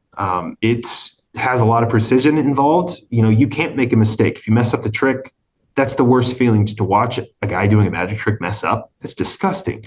Like so it's got a higher degree of difficulty in terms of a skateboard trick. You may be able to try it for 3 hours, which I think my record on a single trick has probably been over the course of 6 months, probably 20 plus sessions that lasted 4 plus hours to get one of my tricks that I ended up doing on video. So like you can do that if you want, but with magic, you can't. You've got to just be able to get it done quickly. So I love sleight of hand magic. It helped me be disciplined on that level and then be able to present stuff to people while doing a skill, while speaking at the same time. Um, Skateboarding really helped me visually and spatially. Like if we're thinking about multiple intelligence theory here, like being able to understand your body in space is so helpful. And that helped me, of course, with fingerboarding then. It helped me draw inspiration from that, but also understand the science behind it, the physics behind the flips. And I also was, like I said, I was a drumline instructor for one of the schools I used to work at. And I did that for a few years. And that really helped with timing. Same thing. You can't mess up. You hit, especially in marching band, you hit a snare drum out of time, that's going to stand out. And that, as a drummer, you set the entire tempo of the band. So if you mess up, the whole band messes up. So high degree of difficulty or high degree of accuracy, I guess you could say, you need to hit. So that's something that I think helped me with fingerboarding too. But again, super fun. If you guys understand music, I'm telling you guys, you're going to apply it everywhere in your life. I am not by any means an expert with music, but hitting that bell curve in terms of that 80% that you can get very quickly and learn, develop that, jump to the next thing if you don't want to go to do anything with it in the future with your life. So that's what I ended up doing with music. I got what I wanted out of it, and it really helped me. Otherwise, I mean, yeah, that hit like most of the sections. I used to be a runner, and that really helped. Like I said, bodily kinesthetic kept me active and helped me with my endurance for skateboarding. I ended up, thankfully, going to state for running. Ended up good to go to college for running, and I got a scholarship, and that was my goal, and I was able to reach that. And thankfully, got to go to college for free because of it, and I'm so thankful to do that. So I could pay to be able to be a teacher, and so that was a hobby for the longest time, and getting back into it. I'm losing some weight, feeling better, I'm able to do things, that I love doing. So in terms of hobbies, yeah, pick up more. I'm not saying be a jack of all trades because there's the quote, like I think Andrew Carnegie says, put all of your eggs into one basket if you're really trying to be successful in one area, right? And like that's what you have to do is you have to take that dive to be super successful. And I agree with that. But I did go the route where I enjoy teaching.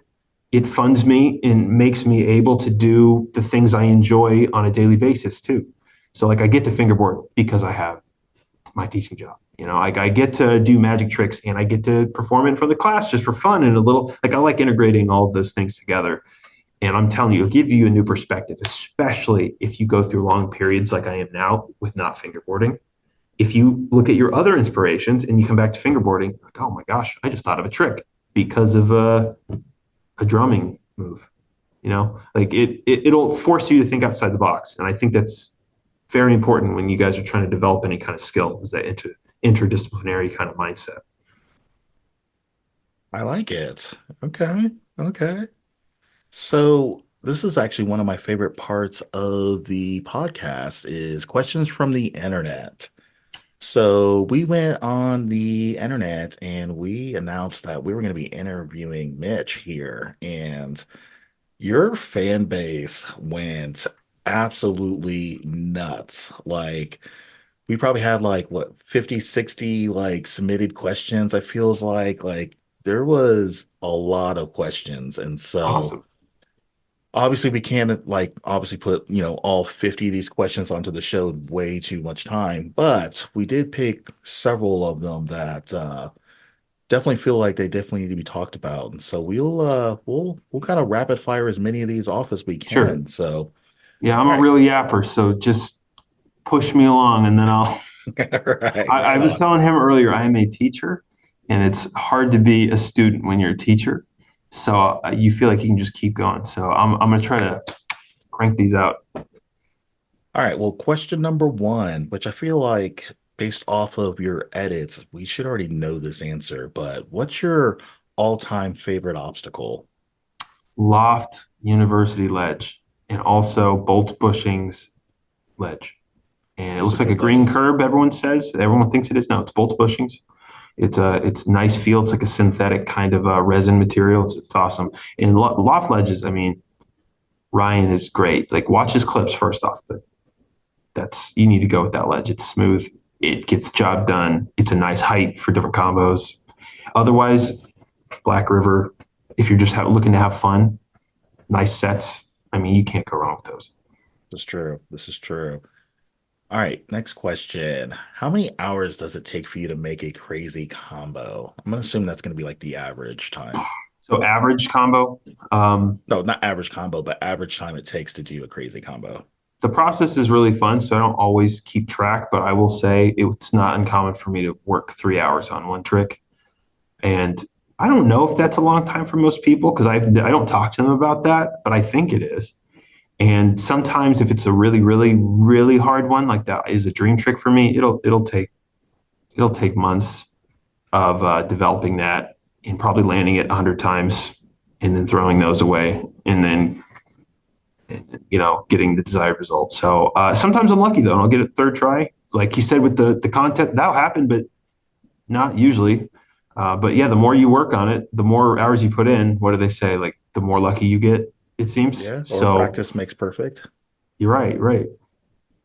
All right, next question. What is your famous mold and shape of choice at the moment? We mentioned earlier a little bit, but right now it's stayed the same. Magic Mold, 34 millimeter. It's 99 millimeters long. So if you're not into that, get the 96 millimeter. It's diamond mold. But they've got a whole bunch of different setups. You should try them out. They're really nice. Yeah, but that's the mold in shape. It's just popsicle overall standard shape. Definitely. I actually need to get famous on the podcast. Like, definitely let me know in the comments if we should get famous on the podcast. So he's been a strong supporter and doing some cool stuff in the industry for sure. Yeah, Nate's definitely he's going forward with a lot of stuff I feel like people don't and they haven't before, and he's got a lot of cool ideas. I love listening, hearing him talk. His inspiration from skating in the '80s as well. Some of that style definitely shows in some of his work. So it's fun looking for those little pieces.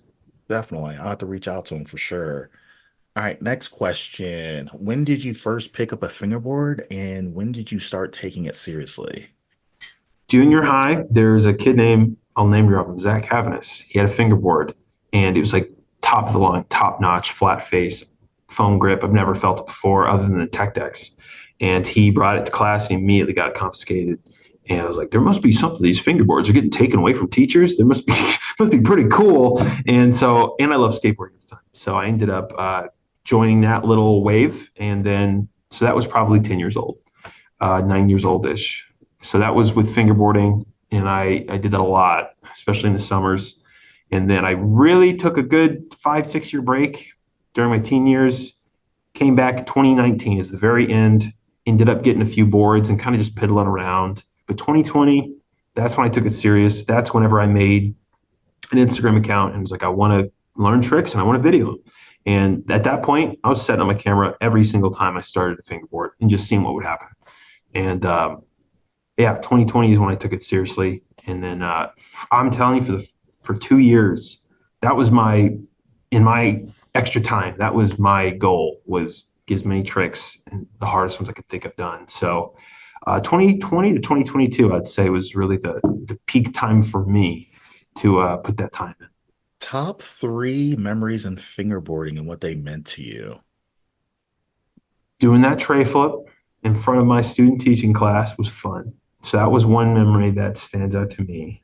Um, just because it was, like you said, everything you kind of envisioned when you're younger if you were to be in that scenario. So that was fun. Going to Flatface, their rendezvous about a year or so ago. That was awesome. I mean, I saw people that I hear about on Instagram all the time, and I'm going to name some, but I'm going to forget some. So I'm sorry, guys, but it's been a while. But Maria FB, she was awesome to meet. She's so cool. And who else? Shoot, there's so many, There's so so many. many I saw people. Ryan. So many people Hmm. like Ryan from Loft. I love talking with him. Slush Cult. We had like all the people that I can finally put names to faces. Like that. That was just probably the most fun experience. Like I didn't care much about the fingerboarding there, which was awesome, but cramped it is in those places. Like he barely can walk. Takes a 10-minute. You got to have a Google Map out kind of thing to get there. And but that was great. It's getting to talk to people that I have seen do awesome tricks. And it was that simple. And finally, not to give you too big of a head here, but that first competition I went to, that was probably one of the biggest memories because I had one of my best friends from fingerboarding come with me. It was my first contest ever. Um, I'm not gonna lie, it was cool when people were like, "Hey, I saw some of your tricks on Instagram." I was like, "Oh, that's kind of cool. You have seen a video. That's nice. That was kind of the goal." And so that was cool seeing the fruits of my labor on that part. But and then winning the contest for best trick and doing a trick that I feel like I tried to develop compared to other people at the same time. I think all of those things put together probably made that the most memorable. It was one of the first times I did like a road trip. I drove 5 hours, did the trick, skated as much as I could, drove 5 hours back the second the thing was over. And it was all of that combined just made a really cool experience, I think. Right on. I'm glad to be part of one of those top tier memories for sure. I know this is definitely one of the reasons why I do this for is all the memories. I can't even tell you how many memories that I've made over the last 3 years of putting on season one, season two, season three for people. It's got to be absolutely astronomical, but it's what I live for sure. All right, so this question is, tell us a little bit about your fingerboarding trick selections slash uploads since you are now become a dad.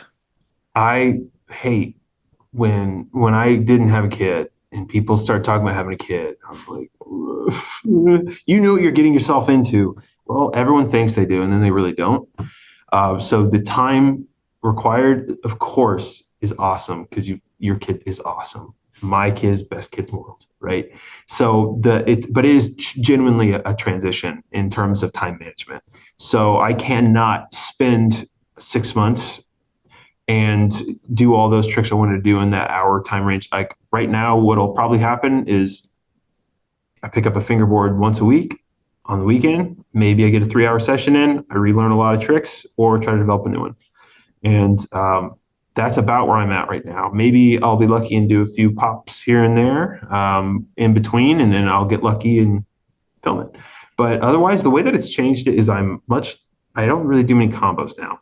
It's usually, I think, what's a really weird trick I can do directly into a grind. That's it. And, or what's one flat grind trick I can do that I don't think I've seen before?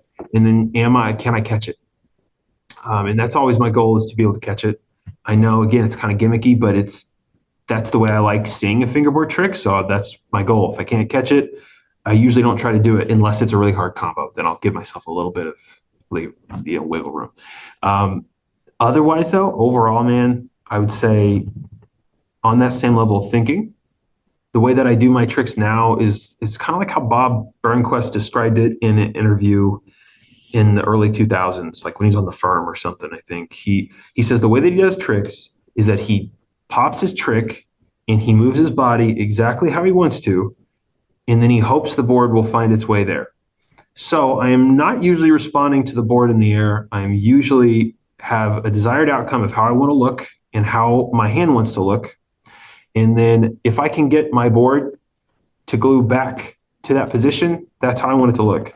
So like Mark, I'm actually forgetting his name, but like people from Yeah Right, pretty sweet. Like the girl team early on, I really tried to emulate what they did with their styles of tricks, and that was their thought process. Which you may have to help me out if you can remember, but he's a literal legend. Mark, it's not Gonzalez. I feel bad. I feel like a whole complete poser right now for not remembering his name, but Talking about someone in the early comments will 90s? help. Yeah, from the 90s. Like From the he 90s? he developed that style that if he couldn't catch it, then at least his body and movement looked good enough to where you may give him a little leeway. So that's what I kind of picture with my tricks now is I try to really refine them, I think, and put something out that I enjoy watching. Like I want to be able to make a trick that I get to watch over and over. And I'm like, that doesn't look too bad, you know? But yeah, that Man. change of time. I mean, that was the biggest part. But it makes me enjoy it. Like I said, fingerboarding in a different way. I don't get to make as much as I want, but the stuff I do make, I have to really be happy with it, I think. Man, all right. So I'm gonna guess that you probably got a decent sized list of people that you want to recognize and give a shout out to. Sure, sure. So we've got the people that we mentioned already. Famous Dex, he's awesome. He's always been there for me, right? Same thing with Casey at Fingerboard Connoisseur, Solar Tuning. We've got Dirty FB, got the Ill Pills Wheels. So like those people, 100%. Uh, Bradley Hope, Big Fish FB. He's the guy that got me back into this. So if anyone likes my videos out there at all, he's why. So keep that in mind. He's great and one of my biggest inspirations. He's really cool. What he does with fingerboarding. Very artistic style. I think he has a very specific view of how he wants to do things, and I think that's cool. And yeah, I mean, there's a lot to name. If you want to see any of my, like I said, inspirations of how I've done tricks or videos and the way that I do, I've got on my Instagram page. There's a little bubble that says inspiration. I like citing my work on that. I don't want to steal people's ideas. So those people are the people that I drew from, 100%. If you guys want to look into a nice confined space for them. I like it. I've got a small list of shout outs as well. First off, if you're listening to this on our Patreon account, thank you, thank you, thank you, thank you for all the love and support. Also, if you're not a Patreon subscriber, you're not getting early access to all of our content from King of the Plies, summer events. We've got subscription boxes and so much more on there as well. Also, we launched league memberships about a month ago. We are coming into the summer event season. So if you guys are looking for a more enhanced fingerboarding experience, definitely look into fingerboarding league memberships. So league memberships, tracking your stats, custom profiles, tracking of all your medals, rankings, all that good stuff, all found in one place, USAFBL.com. Mitch, where can people find you on the internet? Let me say one thing and then I'm going to answer it because I forgot the classic one real quick. But truly, I do want to shout out to my family and my mom and my dad because they are extremely competitive people. And they are where I got some of like my driving influences and factors with. So like seeing them succeed at things and then support me to let me do what I want to do, that was awesome. So shout out to my family for that. They're extremely supportive and literally everything I do, which is insane because I'm fingerboarding. Like what dad or mom wants to hear that, So, I feel but that. it's awesome. It's awesome that they're that supportive. So, but where can you find me? Instagram. I wish I was that guy on YouTube, kind of. I wish I was doing TikTok, but I mean, I just like making clips I like, and Instagram is what I found is the best thing to do. So that's really about it. Just look at my reels every once in a while. Fair enough, fair enough. Well, Mitch, it's been an absolute pleasure, and thanks for coming on to the podcast. Yeah, thank you so much. Till next time.